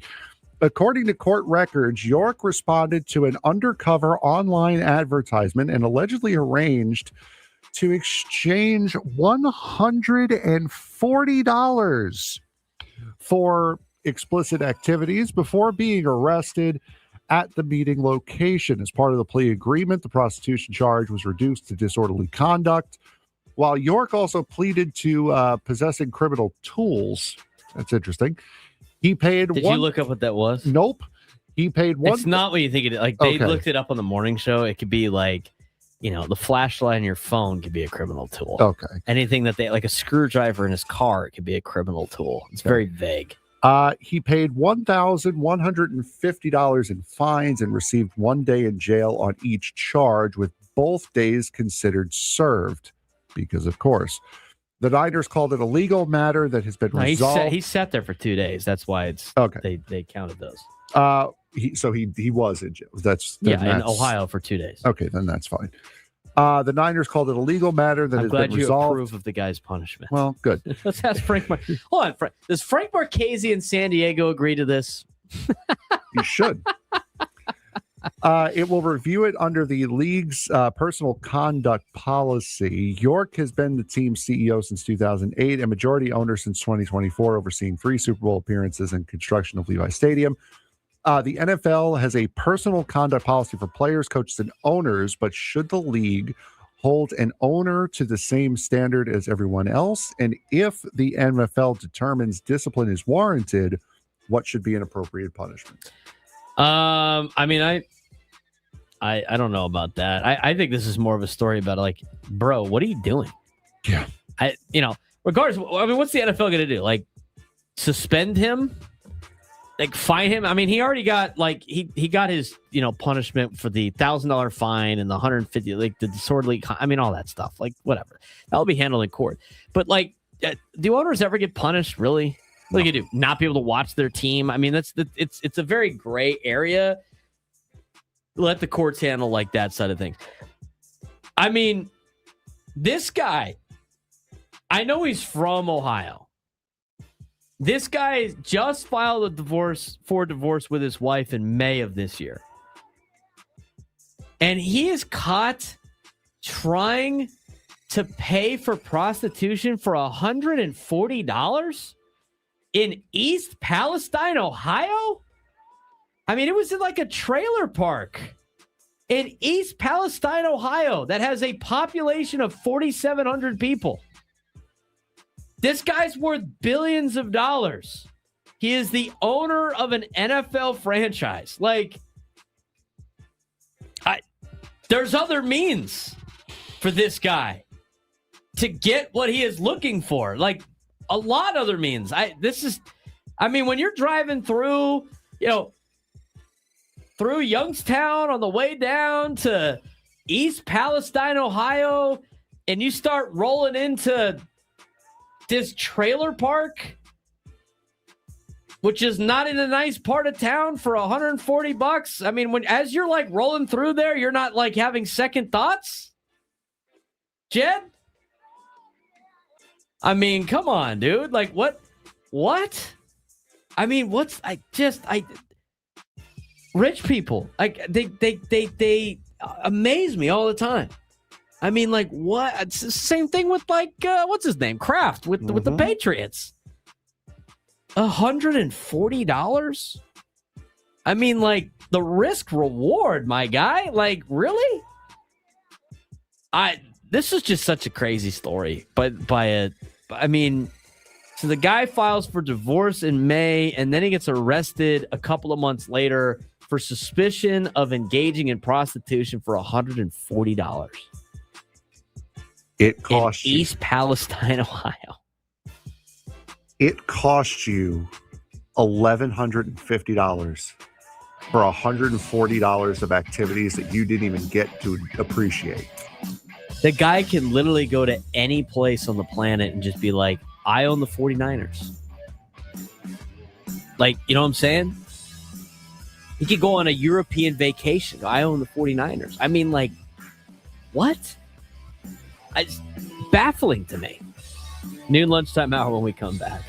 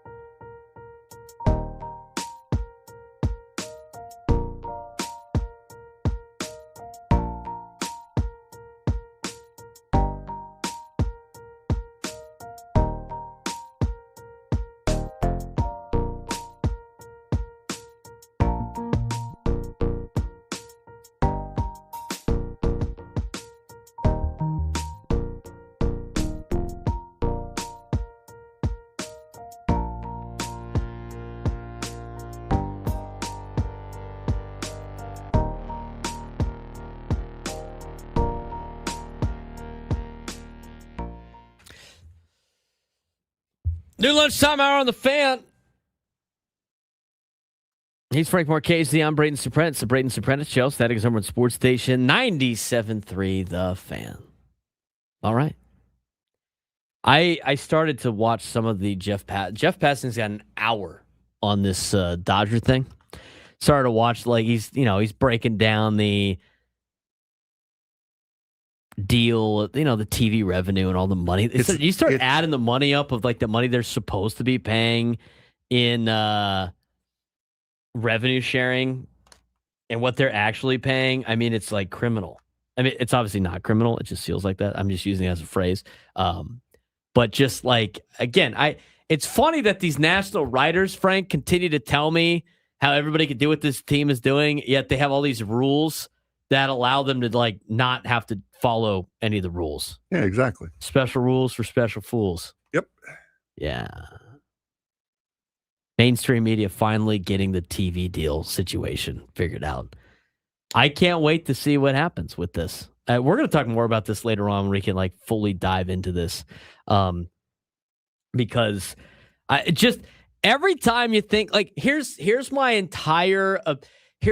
honest opinion about the Mark Walter situation. You ready for this? I think this is going to end up being nothing. Like, that's my gut feeling. It's obviously nothing, but my gut feeling every time is like, all right, well, the guy he's doing some stuff that the federal government doesn't really want him doing when it comes to insurance companies, right? By using the investments for the insurance company, investing in his own properties. There's rules around this. I'm sure there's a lot of play like this around business, if you will. I'm sure, like, I forget the people that have to, like, monitor this. I'm sure they miss a lot of this all the time. Okay. So it's not super crazy. Okay. But I really think you have to take the Padre glasses off and just be like, okay, let's not think that this is going to completely crush this organization. But every time, but now, Frank, I mean, it's just more and more comes out every single day where you're like, oh. And it's like, it's almost like the conspiracies start to come true in, like, real time with this situation. Now, there's just more and more juicy information when it comes to this Mark Walter story as the days go on. We're going to have more of it for you on Thursday, but, like, my gut feeling is, like, it's not going to impact. They're going to find out that it wasn't all just this funding the Dodgers. That's my gut reaction. But now, the more things that come out, the more I'm, like, intrigued. If I could do a one eyebrow raise, I'd be doing it. But that's how I feel about this situation, Frank. I feel like we see these play out, and usually there's not as much to it as a lot of people want to say, but there's just more and more information coming out about this. I've never thought that Mark Walter is going to face any sort of, like, legal scrutiny or anything like that. Like, I don't think he's going to jail or anything. I do think, though, that this could end with him completely out of sports entirely. Him losing the Sparks, which I'm surprised he hasn't sold yet. Him losing the Dodgers. Him losing the French soccer club that he owns. I think it could come down to him losing all of his sports assets. I don't think he's going to be criminally found liable for anything, though. Like, I've never thought that, even from the beginning. Yeah. I mean, we'll see. I think a lot of people just assume that, like, when people have that much money, they'll never be found liable for stuff. But they're giving him a way to get out of the situation. I just don't know if he can. I don't know if he's got the capital to do it. But we'll keep you updated on that as the week goes on. We'll talk about it on Thursday a little bit more. I do want to get back to some of the stuff that we talked about with yesterday's press conference. Kind of a little bit of a reset here when it comes to the Padres, and a couple of things that I want to play back on. On José E. Feliciano's comments as well as Kwanza Jones, but I do want to start with what Jose's overall assessment is of the Padres organization.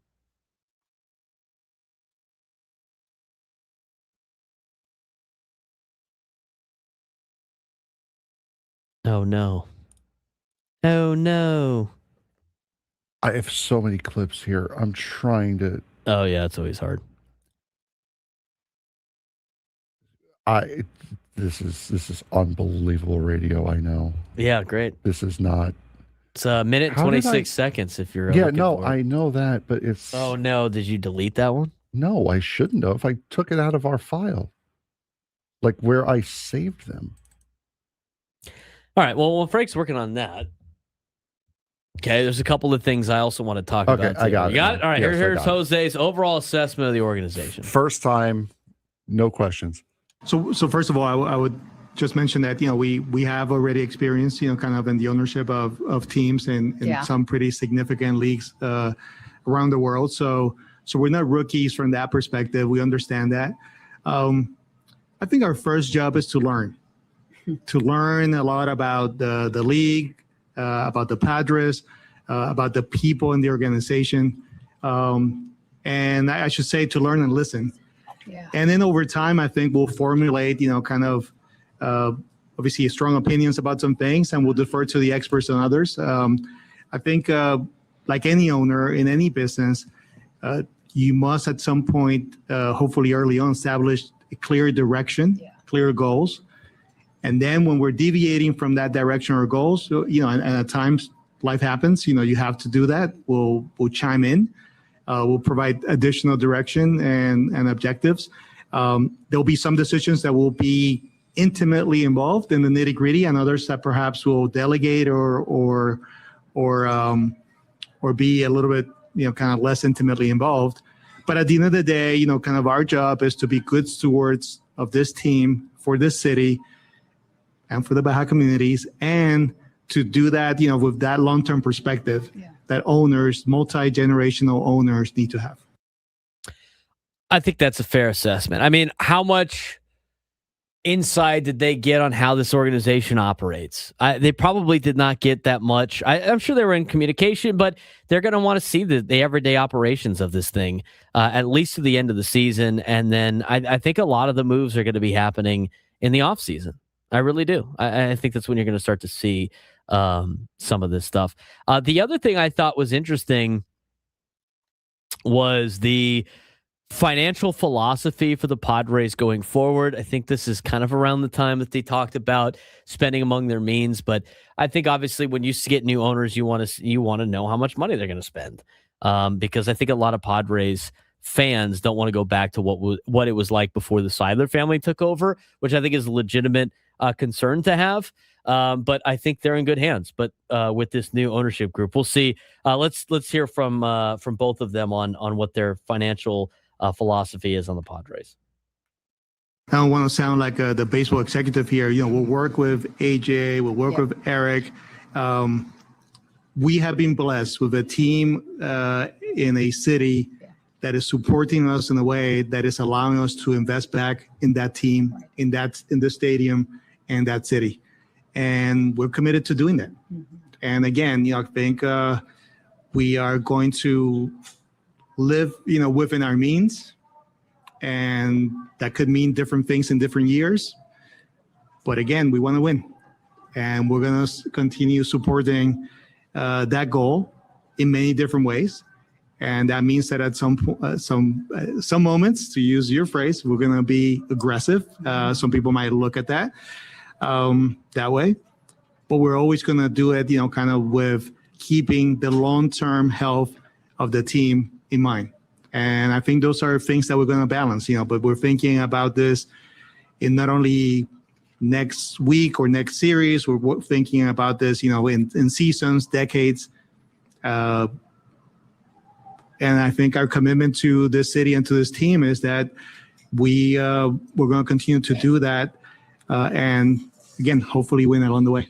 And then a quick follow-up, if you don't mind. Oh, sorry. No, I was going to say the key thing to understand is that, and Eric, you said it, we are competitive. You don't get to do what we do unless you are competitive. And it's important for all of you all to understand that. We want to win. What does that look like? It may take a lot of different pictures, scenarios of what it could be. and we will see. But please understand how competitive we are. I think that's a good sign. I mean, I think this is something that they're going to invest in terms of like having success. I really do. I mean, they want to win. You know, I think a lot of people say they want to win, and I think you won't be able to fully address that until, you know, you start seeing some of the actions, Frank. But, you know, I thought the press conference went a lot better than I was anticipating. Not to say that they weren't going to hit out of the park, but I thought they were more genuine, and they came across more genuine than anything else. I agree with that 100%. They showed who they really are. They weren't afraid of showing who they really were. And I think that hit as well as you could have imagined with most of the community, for sure. They had a lot of other things about being part of the community. I think that matters a lot to them. You know, and you know, I think again the difference is, and everybody always gets so negative about some of these things, but the difference between them and other owners that are used, because everybody's in these are investments for everybody. The difference is they don't need the Padres to be successful, like for themselves to be successful financially. They've already made all their money. They've made tons of money. They're worth tons of money. They have, you know, Clear Lake Capital manages $145 billion worth of assets. This isn't like the Spanos family owning the Chargers back in the day where they were a real estate company and this was like their big cash cow product that they have, where they're not going to make their money until they sell it. These are people that have way more money. So this isn't everything is on the line with this particular organization. And as I know, as we know from just valuations of organizations, they're going to constantly go up in value. They do. I mean, you're going to see the next team sell. It's going to sell for another like just huge price. So it's a different level of investor. And that's why I said this could be the ownership group that takes the baton and goes to a different level. But at the same time, like as much as people, want these guys to spend money, everybody complains about when the Padres spend money and it doesn't work out, right? I mean, you could be the Mets too. But at the same time, like, I feel like this is a group that wants to win and is going to spend wisely to win, and we'll see what type of aggressive moves that they make. But this is a different level of owner. This isn't Donald Sterling. This isn't Dean Spanos. This isn't those like cheap family run teams where that's the only thing that they own. This is a group that has a lot of different assets. Oh, and by the way, also own other sports teams like Chelsea. And what are they trying to do right now? Buy out the Dodgers ownership group like Mark Walter, who owns the other portion of Chelsea. And here's the other difference. Chelsea is owned by the Clear Lake Capital private equity group that José E. Feliciano is a co-founder of. This is owned by Jose and his wife, Kwanza. Like they own this separate from their other holdings that are going to probably buy more of Chelsea. That's the big difference, Frank. I know a lot of people can't understand that, but there's a difference between the bigwig owners that you have now and the previous owners that the city of San Diego has had to deal with. And not all of them have been bad, but like more importantly, the Clippers with Donald Sterling and the Chargers with the Spanos family. Yeah, no, these guys, again, if you're willing to spend $3.9 million or whatever they spent on this team, if you're willing to spend that much money, you're not going to be cutting corners. You're not going to be doing this just to flip it a couple years on down the line. You heard what Kwanza said. You heard what Kwanza said for most of that press conference. They are competitive. She wants to win. You can hear that in her voice. Again, there are different ways of getting there. There may be a time where there is a teardown. There might be. But as long as the path is clear and the path is understandable, then you can go along for the ride. You're not going to like it if it does happen, but you can go on the ride. These guys have a very, very clear plan. They clearly have a plan on what they want to do for this team. And I think they really want it to succeed based off of what you said. They personally own it. It's their name on the ownership documents for this organization, not Clear Lake Capital the way it is with others. I agree. It's a little bit different, right? It's a little bit different, with the ownership. And so like, it's to me, I think you got to be able to see the differences and not just immediately go, oh, they're rich, they're not going to spend money, or like, they're not going to, I mean, all the excuses I've heard of why they don't like people don't like the new owners potentially, or like the negative people that think this team's just going to go into the, like just downhill and they're just going to cut money. They just continue to like move the goalposts to just kind of prove a narrative that they're just miserable. Right. I mean, it's just like, it doesn't really matter. I mean, I think within our means is exactly what you want a team to spend. I mean, if they just like recklessly start spending money all over the place and then it affects the team down the stretch, you can't just throw money and hope that everything's going to work out. No, exactly. I mean, the Dodgers spend a ton of money, but they invest in a lot of like reasonable things, right, Frank? Yes. I mean, they've used their money well. They've spent money on the right players. They have done what they've needed to do. They've had special rules, of course, but there's been a difference between the players that they've invested in and other teams. Yes, 100%. And again, there's a chance, and a very good chance, I would say, that there's going to be a salary cap next year. Potentially. Right. There's potentially going to be a salary cap next year. So they're not going to be able to spend ridiculously on roster.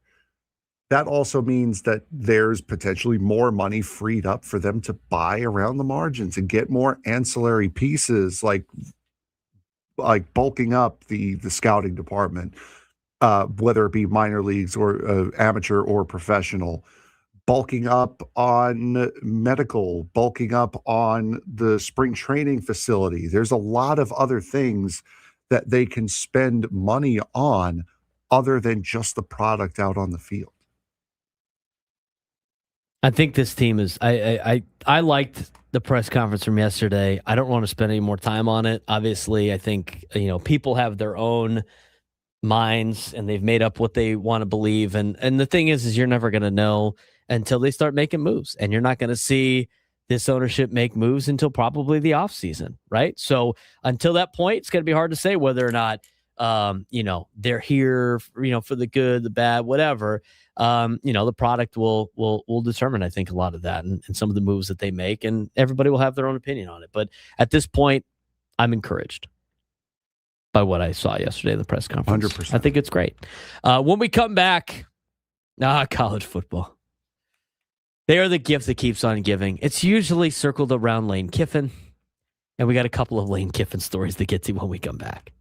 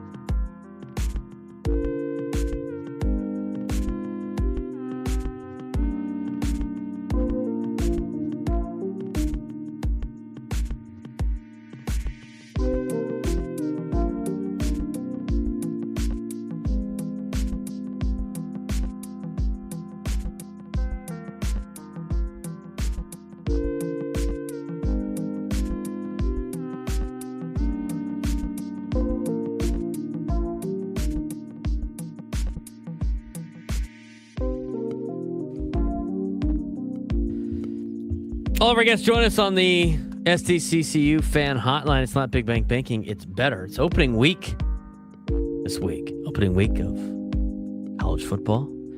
And opening week on 97 to the Fan is presented by Hands-Free Skechers Slip-ins. Just step in and go.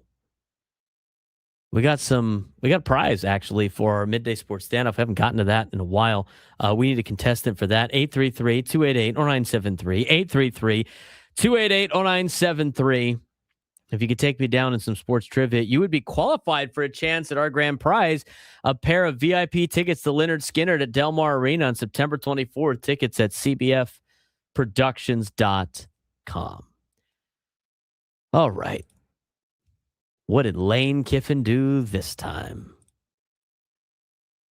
I feel like I have it in my open, and Frank did a good job of finding that clip so we could be in the open.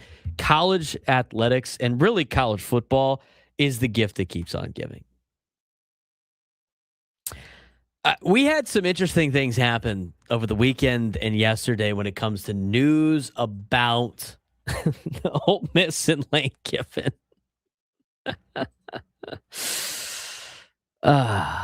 Anybody see the story about Lane Kiffin and what Ole Miss did after Lane Kiffin left? It's so good. We saw that. I saw that like right as the press conference started yesterday. Here we go. The Ole Miss Lane Kiffin divorce was apparently much more messier than it looked. Lane Kiffin left Ole Miss after the 2025 regular season to take the LSU job. He had just led Ole Miss to an 11-1 regular season record in its first college football playoff appearance. Ole Miss then promoted defensive coordinator Pete Golding immediately after Kiffin departed. Kiffin didn't leave alone. Offensive coordinator Charlie Weiss Jr. went with him. Co-offensive coordinator and tight end coach Joe Cox, wide receiver coach George McDonald, running back coach Kevin Smith, and general manager Billy Glasscock. Several assistants were allowed to return temporarily to Ole Miss so they could coach in the college football playoff. Now, the crazy part of that story, because none of that's really out of the ordinary aside from the fact that Lane Kiffin decided to leave from an 11-1 team going to the college football playoff to start recruiting for his new job at LSU. But Walker Jones, co-founder and executive director of the Grove Collective, which is like their big NIL collective, says Ole Miss had an FBI agent help search the football offices for possible recording devices after Kiffin left. Jones described being so concerned that he was literally getting on his knees and checking underneath his desk for bugs. No, not insects. Here's an important clarification, though. Ole Miss did not officially hire the FBI to conduct a bug sweep. Pete Golding said a current player's father happens to be an FBI agent and assisted with the search. Golding characterized it more as part of increased security surrounding the college football playoff. Jones confirmed an FBI agent was involved.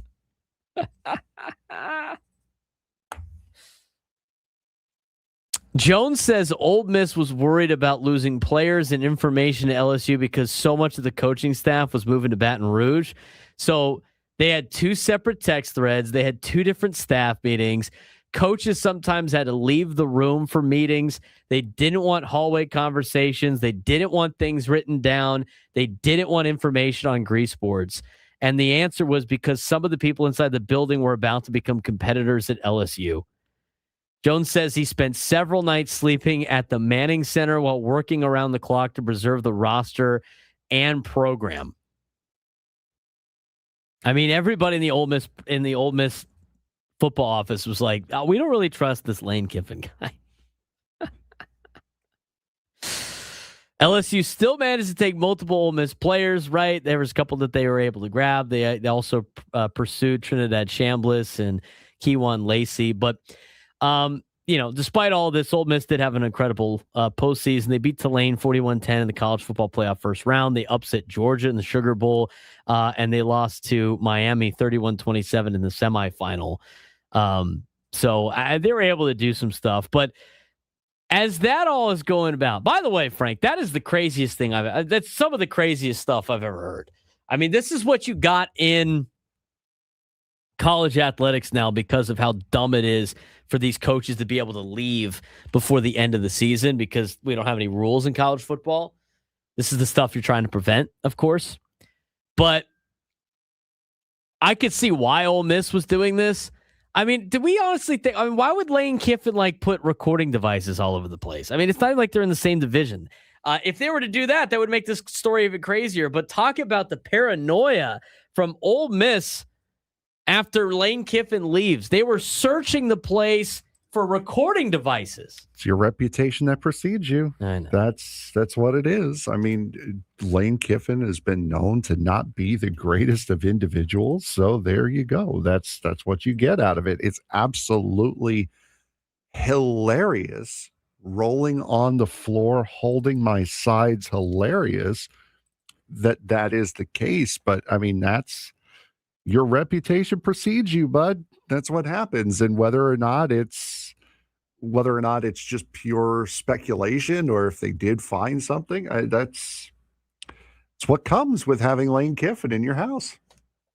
LSU has just got the trifecta of coaches right now, don't they? With Lane Kiffin. We got to the next Lane Kiffin story here in a second. Lane Kiffin, Will Wade, and Mulkey, whatever her name is. Did you see that story? With Mulkey, she went and got a player from Russia, but there was a player on her team from Ukraine. She has now transferred out because her dad's in the military in Ukraine, and it's like chaos. I mean, three of a kind at LSU right now. Now, here's the other thing. Lane Kiffin's like one of the only coaches right now that's like doubling down on trying to get NFL players. Kiffin is defending another controversial recruiting practice. Because of course he is. He's defending LSU's decision to recruit players who have already played professionally in the NFL and have been given court-approved opportunity to return to college. He goes, these players have been granted another year of eligibility. If LSU doesn't recruit them, somebody else will. Okay. I guess that's fair enough. And it's difficult to dismiss from a purely practical standpoint here, but the bigger question should be, should players who have already entered the professional football world be allowed to return to college football? I say no. And so does the Big Ten, who announced that they will not allow players to play who have already played professional football. And this is coming from, of course, that former Ole Miss tight end Daquan Wright was waived by the Browns and has now reached an agreement with LSU once he clears waivers from the NFL to go play at LSU next year, which is dumb in its own right. It's so dumb. College football has never had a deal with a guy that couldn't make an NFL team come back to college football. And by the way, take away a spot from some kid playing at LSU. And LSU's got a couple of these guys that they want to bring in. They're going to lose up to 6 spots. So 6 guys from LSU to account for these failed NFL players. And I guess it's their first year. Okay. And they have 1 year of eligibility left. 6 dudes that were with you all summer just got to get cut from the team to account for these guys coming in. And they can't go. It's not like they can go to another school immediately, Frank. I mean, they're just not on the team. They're still in class at LSU. The NCAA changed its eligibility model in June. This is why we have this problem.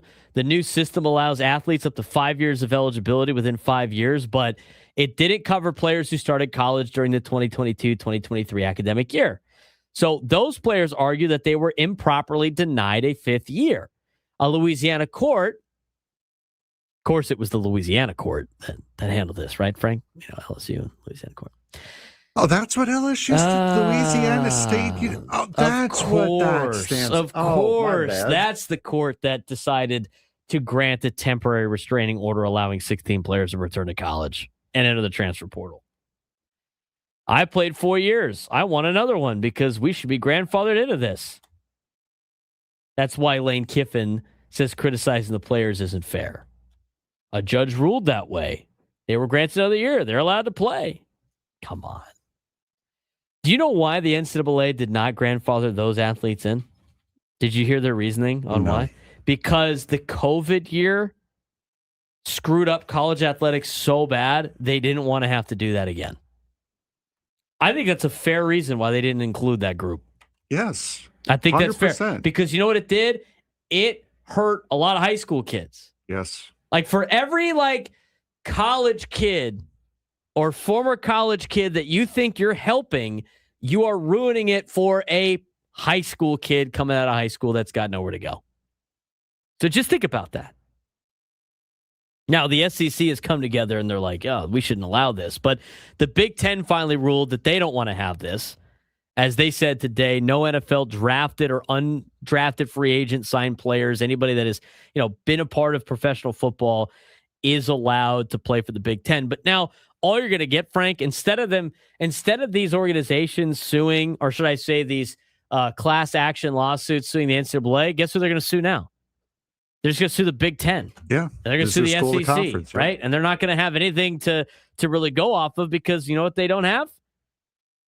Antitrust law protection. They don't have that. So just the college athletics is crazy. When we come back, we're going to get to our midday sports standoff, 833-288-0973, 833-288-0973. We will continue our conversation about college football. We got an NFL training camp to get to in the 1 o'clock hour, and we'll talk more about Padres and Pirates later on as we continue on the Braden Surprenant Show, standing as someone Sports Station 97 through the Fan.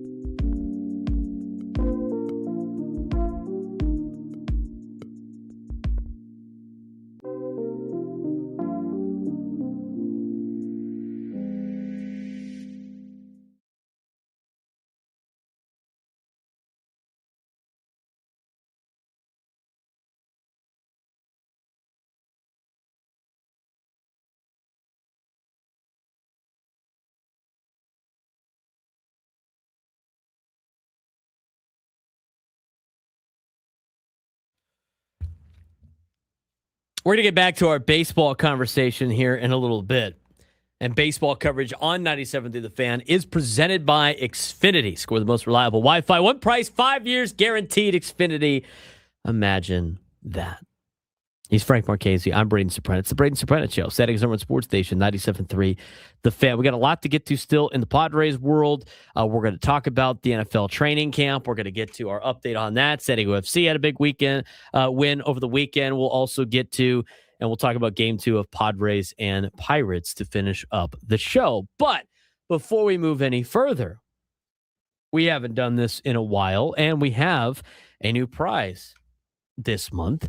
If you can take me down to some sports trivia, you would be qualified for a shot at our grand prize, a pair of VIP tickets to Leonard Skinner at Del Mar Arena on September 24th. Tickets are at cbfproductions.com. Let's get to today's Midday Sports Stand-Up.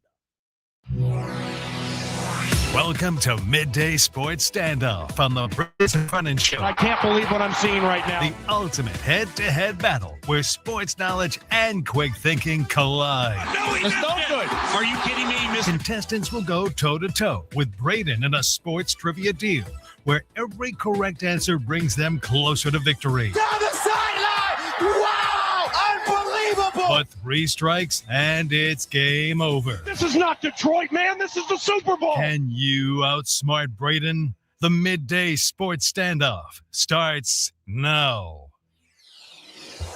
All right, Frank, what we got playing today? We have Ryan in Carlsbad playing today. Ryan, how you doing, bud? Good, guys. Good. Thank you for having me. Big time fan. Of course. Thank you very much for calling in. This is, as Braden said, this is the first Midday Sports Standoff that we've done in a little while, so let's ease into this. It feels like it. The Padres have hit some of the most home runs, or right up there with the most home runs since the All-Star break. Who currently lead the San Diego Padres in home runs as a team this season? Looking for the top 13. There was only 10, but there are 4 tied for 10th. So the 13 players that currently lead the Padres in home runs this season. Out of 15 position players that have played for the Padres. I hate so much. You know what? Fine. 9. Now 9. I mean, now 9. 13. I could just name you the roster. Now 9. Give me the top 9 players that have hit home runs. Name the 9 guys that haven't spent a long time on the IL. So we start with Manny. You know what? Yes. How many's Manny got? Manny's got 24. 24. Jack Bauer. I'm gonna go with Jackson Merrill. He's got 21. Yeah, he's played a lot of games too. You know what?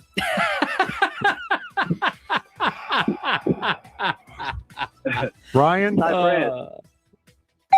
Number 3. How many has he got? 18. 18. Well, Fernando's got 17. Yes. That's amazing. Ryan, I'm trying to ease Gavin into Sheets. this. Gavin Sheets, yes. Oh, my God. Well, I think Xander Bogaerts has at least 10. How many more we got? There's 3 more. Ryan. Okay. Oh God. Thinking here. Luis Campusano? No. He has 5, yes. Oh, okay. Miguel Andujar before he got hurt. He also has 5. I got an IL one. Ramon Laureano. Congratulations, Ryan. You have won today. All right. That's a 2 minutes. Hang on the line. We'll get your information. You try to ease back into something. This is why. Give a softball. Try to just enjoy. We got the game back. This is just like. This game is very similar to Chris's Fantabulous Game Show. And on Chris's Fantabulous Game Show, they get extra points for the leaders. So Manny Machado should have got 24 points for you. That's the way to do it, where it's hey, I got to guess the one with more home runs. And then it's not just, hey, let me just name the Padres roster. The top 13 play. How many players have played for the Padres this year? I mean, if you look at what's Baseball Reference say about the Pods?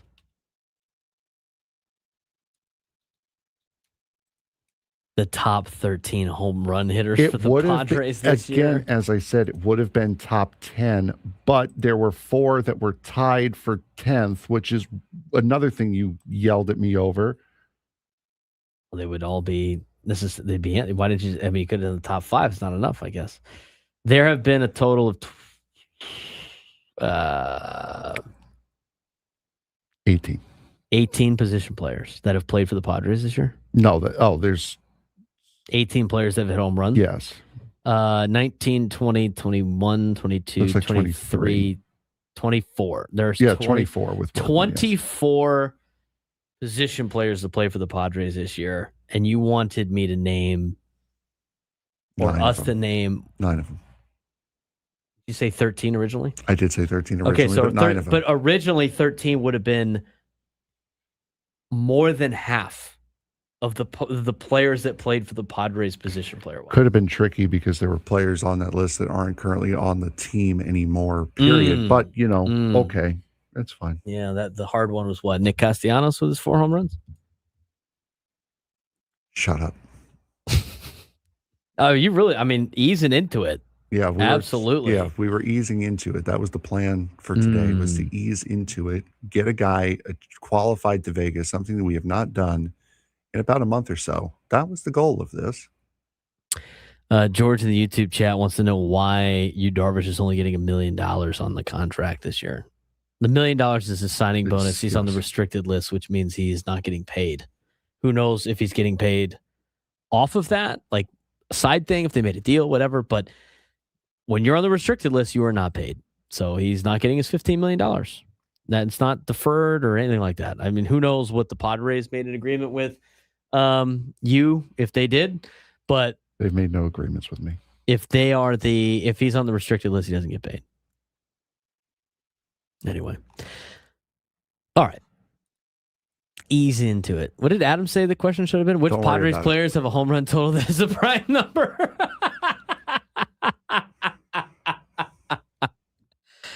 Jake Waters has his idea of a trivia question. Name the 3 guys no longer on the team. You know, that would be a great David Letterman top 10. Top 10 best questions Frank Marchese's asked. I hate you for the all. Midday Sports Standoff. I hate you all so much. That would be fantastic. Get ready for tomorrow's question. Name the 8 pitchers on the pitching staff.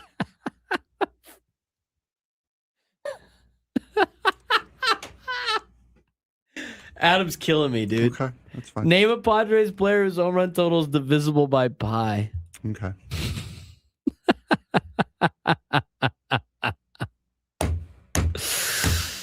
I'll remember that for tomorrow. I'll remember this for tomorrow. It's comical. It's comical. Thanks. I will say this though, Frank. At least your answers to your questions, for the most part, are correct. And that's where you run into problems in the afternoon show.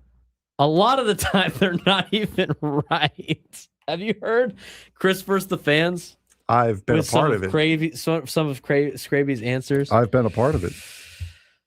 Please tell me you had correct answers on yours. The ones that I've done with them or these? The ones you did with them. I know your answers here are correct. I think one or two of them might have been wrong. Potentially. Well, Scraby got into an issue of like having Chat GPT like come up with his trivia questions. I have not done that, as you could tell. I like Jake Waters' idea for the morning show. Have a mixture of real or fake from Bennett Woods. Instead, is this trivia question Frank or Scraby?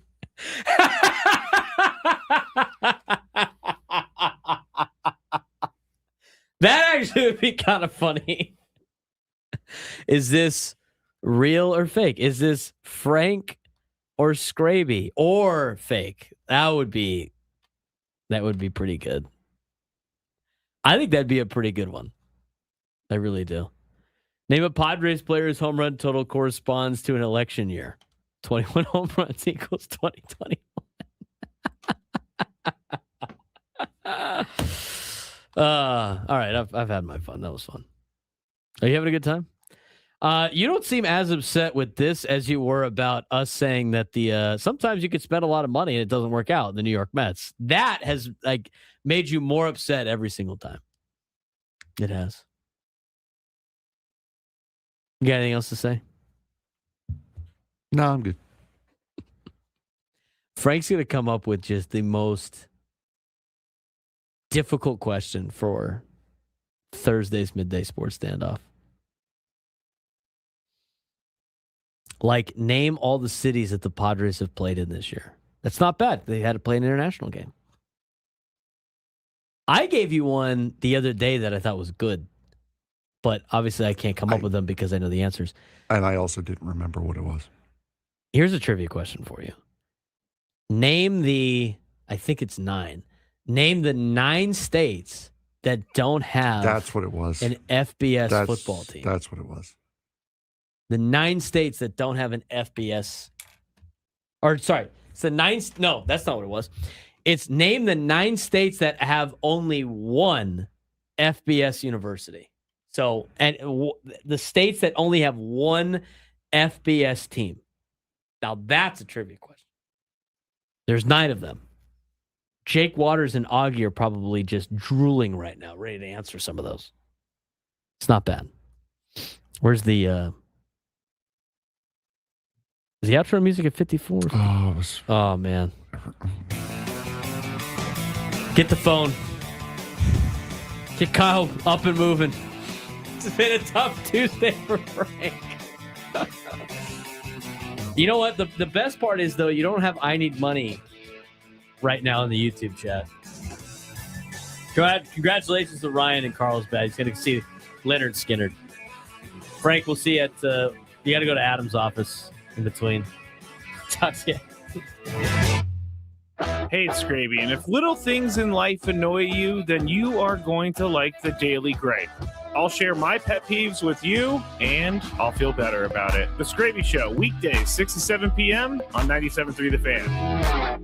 Hey gang, it's Chris Ello, and coming up on September the 2nd, DraftKings Game Day is arriving with massive deals, exclusive deals, and an all-day celebration built for sports fans. Yep, the DraftKings Sports app is now live in all 50 states. That means right here in California, and DraftKings Game Day is yours. Remember the date, September 2nd, the kickoff of a new season, a new era, and the biggest day in sports history. Get ready to celebrate.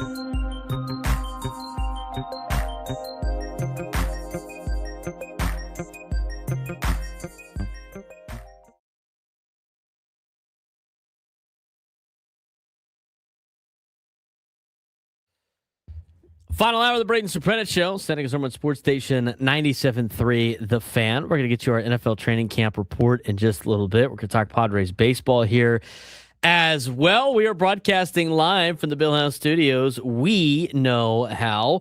We will be at the Loft tomorrow at Petco Park for hopefully the Padres trying to play in a rubber match against the Pittsburgh Pirates. We're going to talk more about that in just a little bit.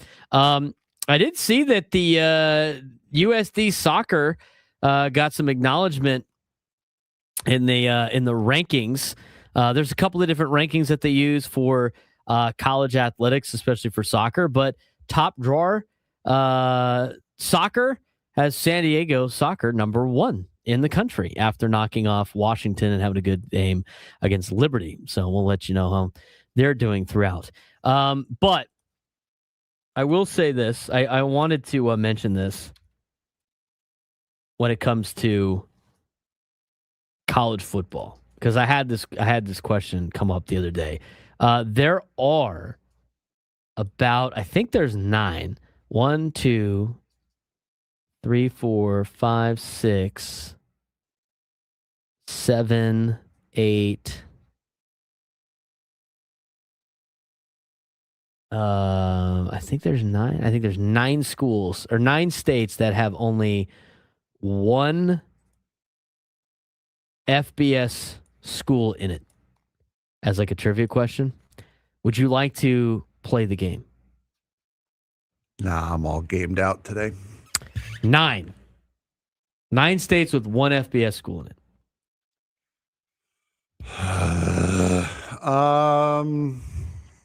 It's a pretty interesting. It's a pretty difficult question. But you have to like think of like the states that don't have a lot of schools, and they got to think of states that just have one. Massachusetts. I guessed that one before too. They have Boston College and that's right. Right. You're close. There's a state that borders that one. I was thinking that would be Connecticut then. Connecticut. UConn is 1. Ding. Give yourself a correct answer. Thanks. We're gonna correct answer you into happiness here. New York has 2. Pennsylvania's got multiple. Pennsylvania's got 3. New York's got 3. Who's the third? Army. Oh, that's right. Buffalo yes. and Syracuse. Yes. No, I got Buffalo and Syracuse. Army was the one. I guess New York too, and I thought of Buffalo. I totally forgot about Syracuse. Also forgot about Army. Yeah, go Aztecs in there. Hawaii. Hawaii. Bing. Okay, Adam.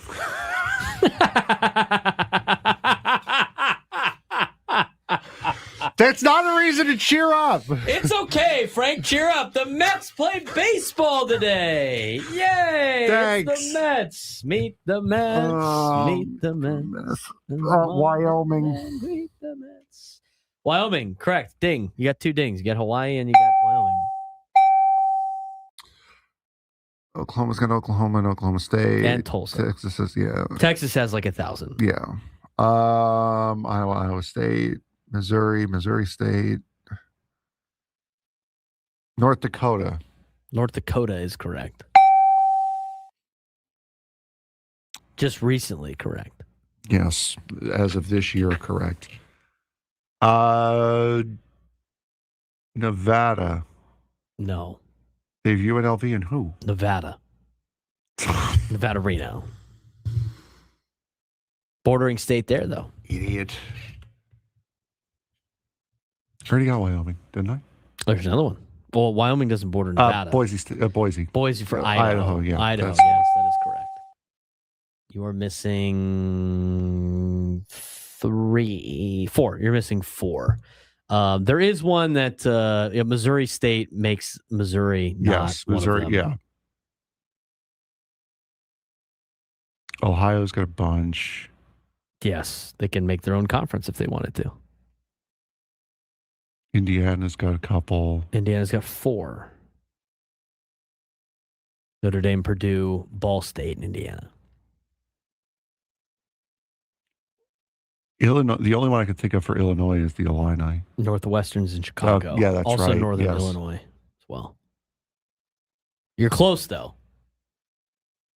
There are 3 Midwest schools and 1 school on the East Coast. Jersey. Yeah, Rutgers is the only one in Jersey. Actually, there is 9. You're missing another one over there because they just became an FBS school. So I was right. Delaware. Delaware. Now you're missing 3 Big Ten schools. Wisconsin. Yep. Nebraska. Yep. Ding, ding. Yep. One more. Minnesota. Minnesota! Yeah, that was good. And I put the computer down. I closed the computer over, so I could not Well, see. I was looking at it. I know you weren't looking at it. Minnesota. 9 states that only have 1 FBS school in them. North Dakota, let's go west to east. Hawaii, Idaho, Wyoming, North Dakota, Nebraska, Minnesota, Wisconsin, Connecticut, New Jersey, Delaware. Oh, maybe there's 10. There's 10. You got 10. 10 states, if you will, that only have 1 FBS team. All right. I want to get to the NFL report, but I do want to talk about what happened over the weekend in San Diego FC. We had a good weekend when it comes to soccer in town. Very good weekend. For some of the college soccer programs as well as San Diego FC. San Diego FC wins 3-0 over Colorado. That's a big win and a good step in the right direction. Yes, very, very good for San Diego FC. Valakari putting one in. Elias Achuri gets his first goal with the club, so that was a very good moment for him. I believe I'm not sure if he started. I know he didn't start against. He didn't start in the last match. I know that, but he did start here. And Gabriel Pirani, second goal in as many games for him. Very nice strike as well. So I'm very pleased, and this is the San Diego FC that we know, and this is the club that we came to fall in love with last year.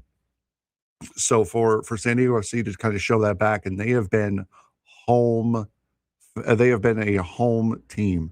They've won their last 4 matches now at Snapdragon Stadium. They have been very, very comfortable playing at home, a lot more so than on the road. So very, very nice to see them get back to their normal selves against a decent team in Colorado. So from over the weekend, I mean, we got to see more consistency out of San Diego FC. Now, they have a ton of promise because, they have shown how good that they can be. And the other thing that's exciting for San Diego FC fans is the fact that, we're still around the halfway point of the year, so there's still some time to make up some ground, but they're gonna. It's kind of like the same conversation we had with the Padres. They're kind of playing similar seasons right now, but they have to just play a little bit more consistent, if you will, and they have time to make up some ground, but they can't take another step back or too many more steps back, or they're going to be in a terrible spot. No, and you just went past the halfway point as well in the season, so you're starting to run out of that time. You're out of the international tournaments now, so you don't have to worry about Leagues Cup. You don't have to worry. I forget what cup it was at the beginning of the season. You're out of that. Your only focus now is domestic play. You don't have any more breaks like you had with the World Cup. You're going to be getting a lot of games in very short order. I believe next season's kind of that abbreviated season as they switch to the European schedule where they would be starting the season now instead of being in the middle of it. So they really need to find that consistency that made them so dangerous last year. They're not far away from a playoff spot. They can still make it there, but it's going to take a lot of work and a lot of hearkening back to what made them as dominant as they were last year. And it started last week. Also, you got Chucky Lozano coming in with the LA Galaxy this weekend too. So it's going to be a meaningful match against LA this weekend. That's a huge match against LA for a couple of reasons. One, obviously playoff position, but two, now the Chucky Lozano situation. Mm-hmm. I'm sure that will not get blown out of proportion. No, right? Not at all. Right? No. Right. I mean, if the Galaxy do really well and Chucky Lozano scores a goal, you're going to have all the Chucky Lozano fans just going see, they should have kept Chucky, all that other stuff. And if he doesn't do well, I'm sure people are going to be like, see, this is the Chucky everybody thought he was going to be. It's going to be a hot take reaction to the next match. And I will reiterate it once again. The problem with San Diego FC this year has been their defense and lack of consistency. Those are two things that Chucky Lozano would not have helped. He is a winger. He is a forward. He is not a defensive player. And consistency befuddles everyone at any given time. There is nothing that Chucky Lozano could have provided to this team this year that would have fixed the problems that the club has had all season long. Nothing. So from here, San Diego FC, again, we finally got to see them play like we'd expect them to play. We will have some guests this week, correct? We are in the process, yes, of getting a couple of San Diego FC players on for Thursday and Friday. Be the last hour of the show. All right. That's a little look at San Diego FC. We'll kind of reset from yesterday in terms of like the Padres and what the Padres are up to. But we did get some news that we did not really talk about yet on the show, and that was the news to send down Sungmoon Song and select the contract of Dustin Harris. And we also got some news with Lucas Giolito as well as a couple other pitchers. But the update that we got before the game from Jeff Sanders, the big one, of course, that the Padres announced, Sungmoon Song being optioned to AAA El Paso, and they brought up Dustin Harris as they selected his contract. And the corresponding move, of course, too, to activate him to the 40-man roster, Lucas Giolito has been added to the 60-day injured list. I would imagine you probably won't see too much of Lucas Giolito. I mean, he hasn't pitched in the majors since June 21st. He's been rehabbing at the Padres spring training complex in Peoria. Apparently, he's hit a wall in his ramp up. I understand why they made the move for Sungmoon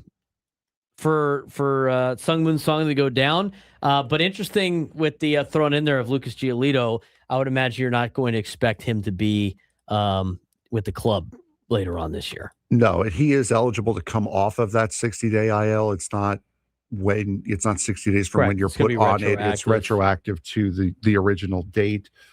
Also, you got the news about Joe Musgrove and Nick Pivetta. Both of those guys are going to get to that next. Okay, yeah, both of those guys are going to be pitching this week. But I find it interesting, and I kind of mentioned it during the Open that I saw it. That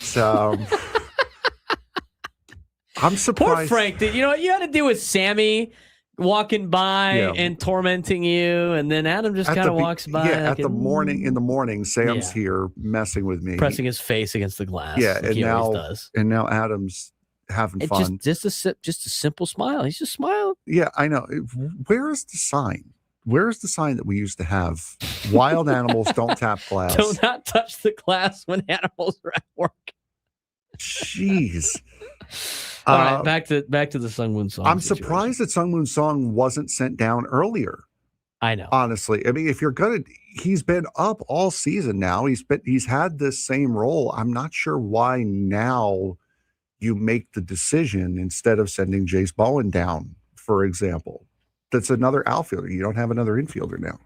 Yeah, so I thought that was interesting, but at the same time, like, they've invested money into Sungmoon Song. He needs reps. I can't believe it's taken this long. I mean, he's essentially disappeared offensively over the past month as well.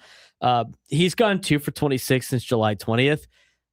That's not great, but also like 26 at-bats is not a lot. This guy needs to get at-bats. He needs to log innings. He needs to, adjust to, Major League Baseball as much as he can. And like, again, with guys coming over from the KBO, that's more like AA. So even AAA is good for him to get adapted, to the game out here. So, he's hitting 202 with a 264 slug and 134 plate appearances. Craig Stammen stressed they still like Sungmoon Song, but they need him to play all the time, and they can't afford to give Song playing time and have him not do well in the major leagues. I think it was a no-brainer move, and probably one that they should have had a while ago. And maybe you get some type of spark out of Dustin Harris. Like Dustin Harris played yesterday. He's a 27-year-old left-hander. He's been crushing the ball in El Paso. He played with Texas. He played with Chicago. He's played with Houston. It's not like, he's a forever minor leaguer finally getting his shot. I mean, he's done okay. He's only had 89 career MLB at-bats, but since joining the Padres organization, 350 average, 422 on base, 617 slug, 6 home runs in 29 games. Maybe you get some type of spark out of Harris coming up because of the fact that you don't have Samad Taylor back yet. And maybe he can help that way. And the thing is, if it doesn't work out with Dustin Harris, you just let him go. Yeah. Right. Where Sungmoon Song is, you need to get him reps. You can afford to have Dustin Harris sit on the bench for multiple games in a row. You can't really afford to do that with Sungmoon Song. So I could see why that is the move. Now with Song gone, Rengifo becomes the primary backup now in the infield. Jake Cronenworth will be the backup at shortstop. Fernando remains the emergency option in the infield if necessary.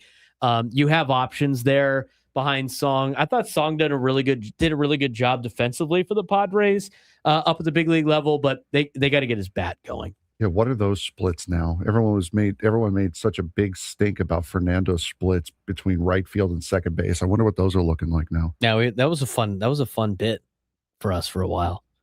Hey, we don't think it really matters, but I don't know. The numbers speak for themselves. I'm sure this season they've probably balanced out, but in terms of his career numbers, they probably still show that he's better in the infield than in the outfield, but he's been on a tear. The big thing, of course, was Nick Pivetta and Joe Musgrove. We have those updates when we come back. We also have an NFL training camp report as well as we continue on the Braden Surprenant Show. San Diego's #1 sports station, 97.3 The Fan.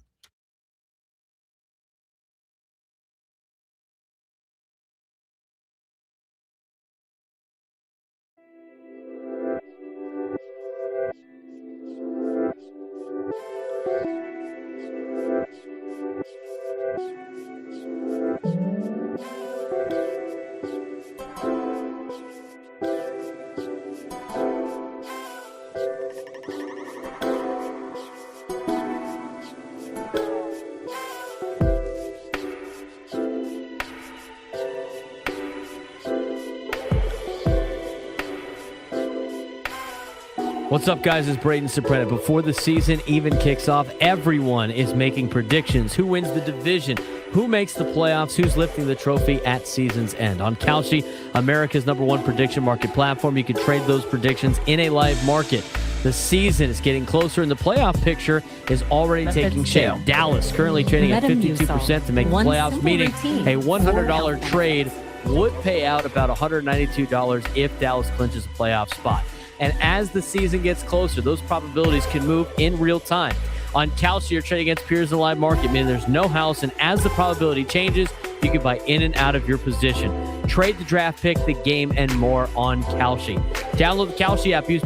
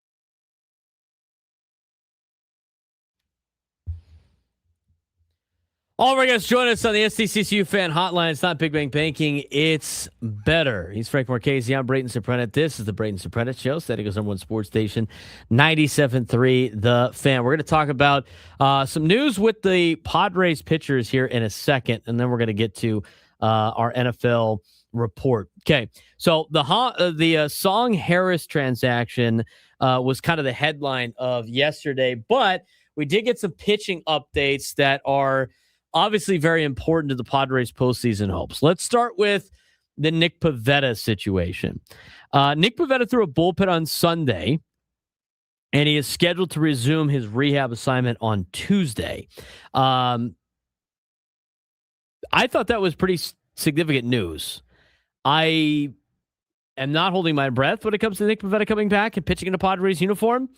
Not after him missing the amount of time that he's missed, and especially not after him walking off the mound on August 4th with elbow discomfort. Now, the Padres are saying he's feeling a lot better, and if the next rehab outing goes well, Nick Pivetta could be back in the rotation relatively soon, and that could be enormous for a team, obviously, trying to make a postseason push. But, like, how much confidence can you possibly have in a guy who has now had another setback during his rehab? I mean, I find that to be interesting.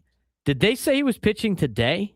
Yes, on Tuesday? He's pitching with Lake Elsinore today per Jeff Sanders. That's a late, I would imagine. And Musgrove's got Thursday with El Paso. And we're going to get to Joe here in a second. But so he's pitching tonight against Cucamonga. And that will be at 6:30 against the Quakes. Who owns the Quakes now? Is that the Angels that owns the Quakes now? That was the Dodgers forever, and I think they've moved to Ontario. So that's a 6:30 start. So anybody that pays for like Padres TV, I'm pretty sure you get the minor league stuff on there. You can watch them start at 6:30 if you want. So we'll see how Nick Pivetta does. I mean, I'm not holding my breath in terms of him coming back. Would it be great? Awesome. But like, let's say Pivetta does come back. Are you pitching him in the playoffs? I mean, I guess maybe if like he makes it, but like, are you going to start him? I don't know what you can get out of Nick Pivetta right now. I mean, I find it, I just would be like sitting there hoping we don't see him just get hurt in real time. I don't have a lot of confidence in Nick Pivetta being able to come back. I really don't, but we'll see. Joe Musgrove moving closer. This report is more in a sense of like roster decisions. We're close to September, and when September happens, you can add 2 guys to the roster because the rosters expand. I think that's the cleaner way of doing things. And now the luxury with the Padres and their starting staff is the fact that they don't need Musgrove back as soon as possible. So Musgrove is moving closer. After being held back because of a back tweak, he is scheduled to pitch Thursday for El Paso, as Frank mentioned, against Oklahoma City. He threw 70 pitches over 4 2/3 innings in his previous rehab outing on August 14th. He believes, Musgrove does, that he needs roughly 6 innings and around 85 pitches. If he gets there, he could potentially return to the Padres around September 1st when rosters expand. And Musgrove's comments that he made in this article with Jeff Sanders yesterday, he doesn't believe the Padres need to rush him. And I think it's a luxury the Padres didn't necessarily have earlier this season. I mean, they're playing well enough that they could prioritize Musgrove getting completely right rather than just throwing him into the rotation because they need another arm. So I think that's good news too. I think people saw that and were a little upset. But because like he missed another start, and I think a lot of people thought he was going to be back this week. But he might make 1, maybe 2 more rehab assignments, and he'll be back on potentially on September 1st when the rosters expand. I think it's the best time to bring him back. Casey Mize update. He also played catch Monday after dealing with a right ankle sprain. The Thursday off day does give the Padres additional time to evaluate him before his scheduled start on Friday. So the Padres might have a couple of questions that could be become some good problems if everything breaks correctly. I don't think Casey Mize will go to the IL. Maybe he does. I don't think he will. I think Musgrove will be back in September. I'm not holding my breath, Frank, if on Nick Pivetta coming back at all. No, and if he does, I think it'll probably be like a long relief. I don't see, or they'll piggyback with somebody. I don't see him having a meaningful return this season. And also with and again, this is pure speculation. with his reactivation deadline coming and going and knowing what the deal is, how motivated a Nick Pivetta are you going to get when he comes back as well? Yeah, if he's out there and he wants to just go compete for this team and lay it on the line for this team, I'd respect that. I think it'd be very admirable. But I can understand why, things might be a little different. I think it leads to the question about the contract too now. So we'll see how that goes. So the Big Ten has now put in some rules for this as we transition back. We're going to get to an NFL camp report in just a little bit, but we have a couple of minutes. The Big Ten doesn't want to see former pros back in college, right? Good. I agree with that. Until my next situation was the Big Ten then would just be the one that is getting sued instead of the NCAA. But the Big Ten is doing a different approach. They're going to suspend head coaches for half the season if they play an NFL player, and there's going to be an institutional fine. So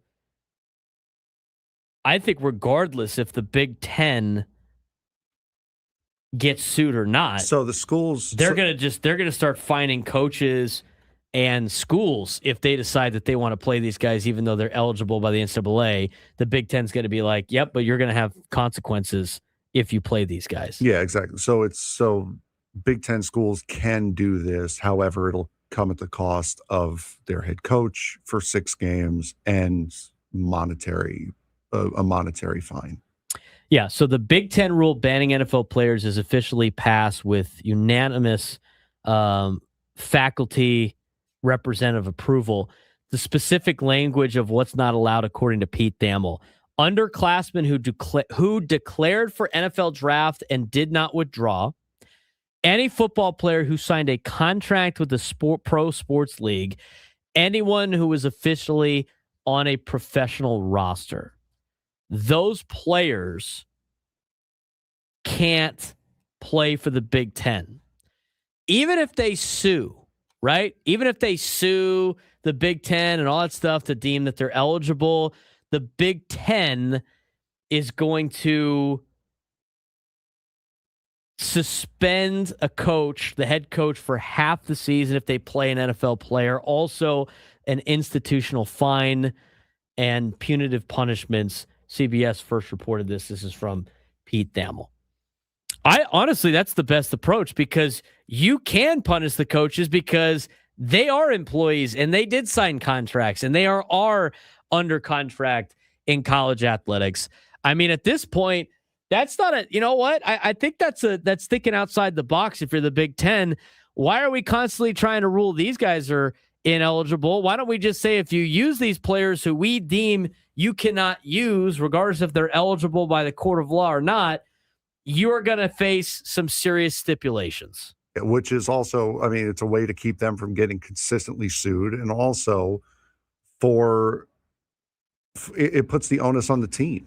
Yeah. Now, that is, I think, the best way to stamp this out is if you make ridiculously aggressive penalties for these teams. Like, you can do this, you're going to screw your entire team over. You're going to screw their entire season over. And someone said, why not for the full season? In college, it's not like the NFL. 1 or 2 losses, you're done. You're out of it. So to lose them for half the season, you could do a lot of damage to a college football team and a college football team's outlook for conference championship, for bowl game, for playoff positioning. You could do a lot of damage losing the head of the organization for 6 weeks, a lot more than you could do in professional. So if you make a very, very egregious penalty, you can do this, but you are going to suffer and suffer big for it. That's a great idea. I think it's great. I you know what? I know the NCAA probably can't do this, but the conferences definitely can. They have say in what's going on, and I now they got to get these conferences to start implementing rules like this for a lot of different things. And maybe that's the The workaround. Maybe that's how they fix college athletics. But the problem is the Big Ten and the SEC already make all these rules. The other thing, too, and this is a topic for a different day because we got to go to break. I mean, with the Big Ten and the SEC like being in charge, like why don't they just make those two leagues and then just put all the teams in those two leagues? Just make them the two conferences of college athletics. And then in there, just put a bunch of divisions. I mean, the whole thing is about TV contracts, right? And them just getting the most money? You mean like how professional sports have the like American and National League you might and as well East just and make West it, Conference? Yeah, just make it that, but just include all the Division I schools. All the FBS schools. Just make them a part of it. I'm sure they'd get a lot of money. Probably share. There's money to be shared. It's money, but you know what? The current Big Ten schools and SEC schools wouldn't like that because then they would actually have to try to win on a fair playing field. Which they don't want to do. When we come back, 5 teams ESPN thinks are going to be better this year. 5 teams they think are going to be worse in the National Football League. We will buy or sell whether or not we agree. Finish up the show.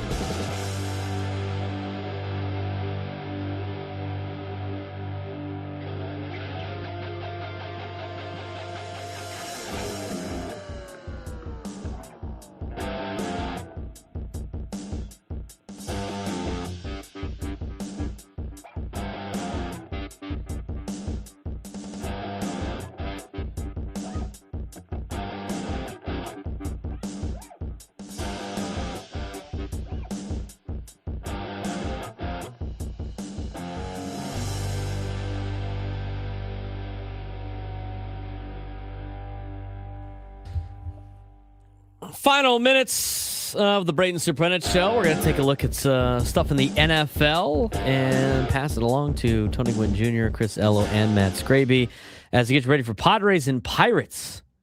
Game 2 of this 3-game set. Padres drop game 1 in extras. We'll see how the Pods do tonight as they will be going against Paul Skenes at Petco Park. Paul Skenes, Michael King. Paul Skenes has not had the greatest of years this year. 9-11 with a 3.95 ERA, but his velo's been going down. Last couple of outings have not been very good. We'll see what the Padres have in store. Tomorrow, Frank and I will be live at the Loft. Talking Padres baseball, obviously. It will be a fun time at Petco Park. Always is when we go out there on the Wednesday day game. So we will be out there tomorrow. Usually run into our guys Rod and Nate. And we'll talk some college football later on this week. I do have some news. So we got TCU football on the air on Saturday. It'll be on 97.3 The Fan. It won't just be me. How about that? That TCU guy. We actually got the Frogs on the air on Saturday. It's our Westwood One package that we have, and we have select games of the week and stuff that air throughout the college football and NFL season. So we will have at 9 in the morning, TCU, North Carolina, on 97.3 The Fan. Oh, yeah, on the Horned Frogs now. JK. If you watch the game on Saturday, because it will be on ESPN, you will see the little TCU frog underneath the TCU logo with a shamrock in its mouth. It's a great touch. I do need to get some of that gear. I am waiting until after they potentially win, because if they lose on Saturday, I want nothing to do with the Irish frog. Just absolutely nothing to do with it. But Hypnotoad is loading, as Augie says in the YouTube chat. We'll talk about college football later on in the week, more on a Thursday. Frank, we got a pretty packed Thursday already based on the things that we're punting to Thursday. Yes, we do. But to finish up today's show, let's do a little buy or sell with the NFL. All right. So here's how we're going to do this. Bill Barnwell, who writes for ESPN, has a historical model that is pretty compelling. Since 2017, Bill Barnwell has shown his improved decline picks have gone 69 and 17 when predicting whether teams will improve or decline from the previous season. The bigger takeaway from his articles this week on ESPN is that NFL teams often don't repeat extreme outcomes, especially in one-score games, turnover margin, fumble recoveries, and injury luck. So here are some of the teams. He wrote about it on NFL.com. We're going to talk about 5 of the teams, but if you want to check it out, he's got 5 NFL teams that will take a step back this season. He has 5 NFL teams that will improve from last season. We're going to buy or sell on 5 of them, and we will start with the Chicago Bears, Frank. The Bears.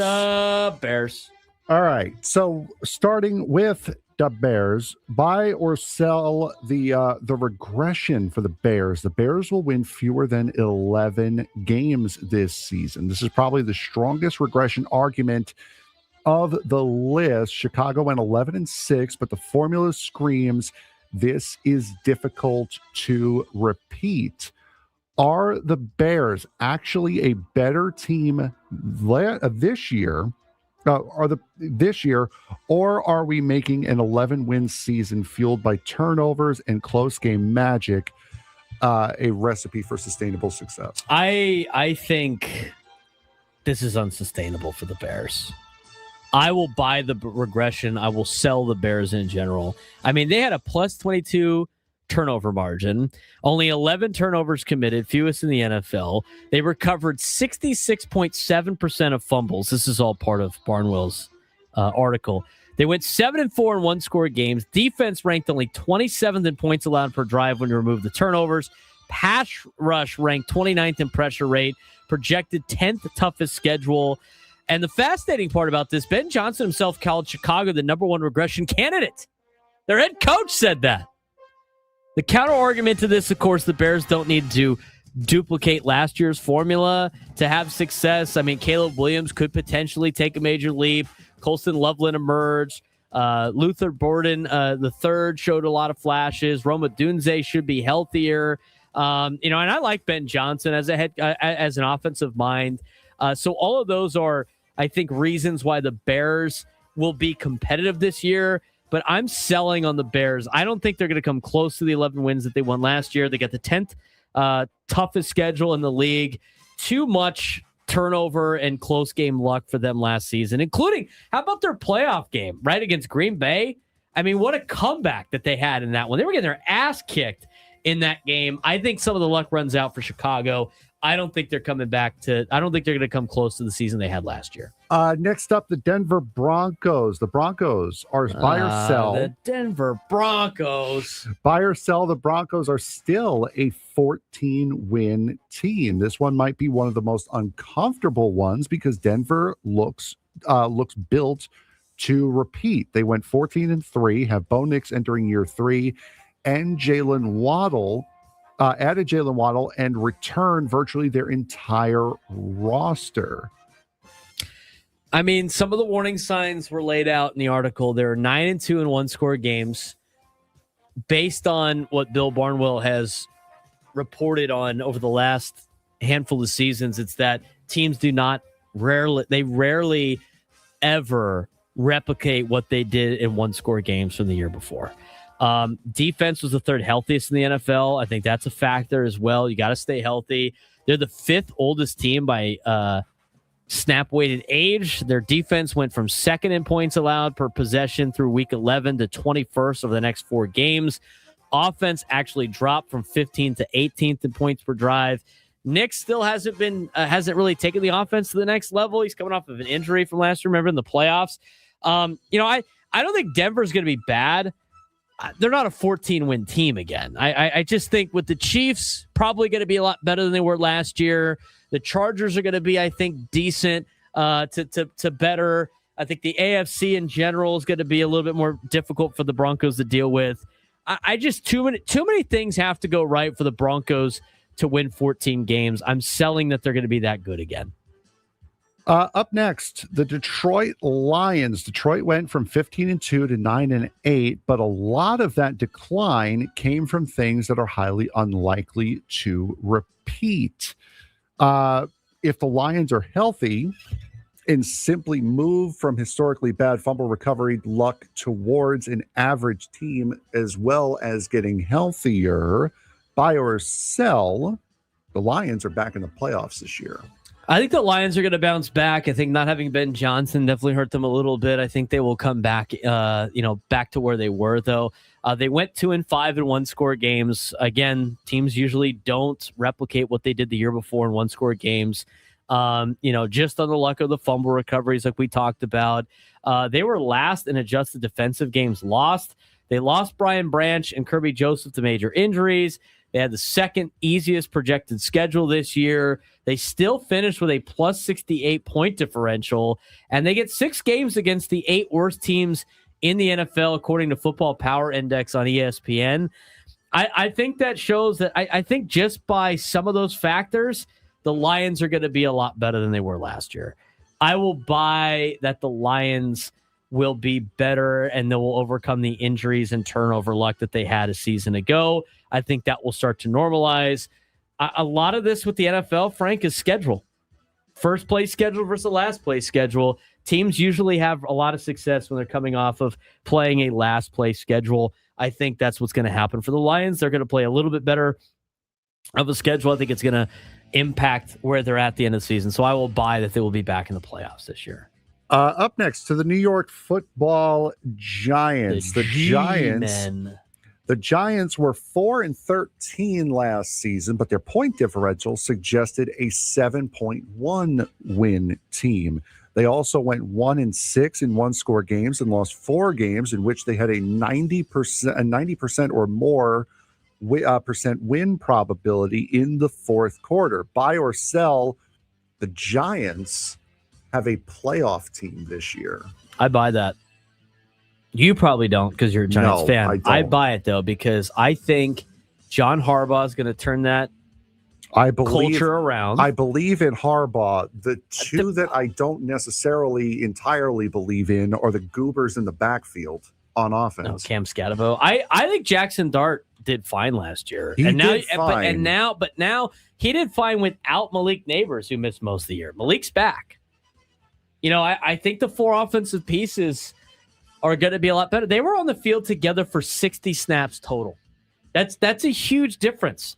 Defense was 26th in the league in DVOA while losing Dexter Lawrence. I mean, the Giants are almost the perfect boomer bust team this year. I think with the fact that they're playing a last place schedule, with getting Malik Neighbors back, another year of Jackson Dart, and now a competent coaching staff that changes the culture with John Harbaugh. If he can make that culture in New York anything close to what he was doing in Baltimore, I think they're going to be a good team. And I think the Eagles are regressing. Cowboys got a little bit better. Commanders have been a circus. I think the Giants in a lesser NFC can make the postseason. I'll buy it. Yeah, I have a hard time. I've seen way too many bad New York Giant teams recently. I believe it when I see it. This one might be the best bounce back argument. The Baltimore Ravens. The Ravens went 8-9, but there were multiple reasons why. Lamar Jackson to miss some time. They went 1-4 in one possession games. Defense started off horribly before significantly getting better after the bye. So buy or sell. The Ravens are back to the AFC elite, not the playoffs. They're back to being elite in the AFC. I sell that. I think they'll be better than average, right, of being 8-9. I think as much as I believe in John Harbaugh with the Giants, sometimes you need a new voice in an area that has, had the same guy over and over again. But I disagreed with the Harbaugh firing. I think that the team's going to show early success. I think a healthy Lamar Jackson plus the defense being a lot better than they were last year and the easier schedule. I think the Ravens will have a way better record than they had last year, but I'm not willing to buy back that they're one of the elite teams in the AFC. I'm not. I get, the Lamar Jackson, he's still only 29, and I get the, maybe the new voice thing a little bit. I was against the John Harbaugh firing. I didn't think that was like the reason why they weren't very good. That felt like a way overreaction to losing to Pittsburgh in the postseason. That felt like a big time overreaction. Right. I think so too. So I think from that perspective, I think they're going to have a little bit of early success, and everybody's going to be like, see what happens when you fire John Harbaugh. But the reality is it's going to be their schedule's easier. And as long as they stay healthy, they'll be better. I can't put them at the elite level of the AFC. Not yet. So that was our NFL update, if you will. I don't think the Eagles are getting better. I think they've kind of hit their plateau. I really do. I mean, they didn't have a great year last year either in comparison. And I'm not a big believer in Jalen Hurts. I know he's made it there before, but I don't believe in Sirianni, and I think they're regressing back to the mean. I really do. He's Frank Marchese. I'm Braden Surprenant. It's the Braden Surprenant Show. Setting Summer Sports Station 97.3 The Fan. Chris Ello, Tony Gwynn Jr., Matt Scravey up next.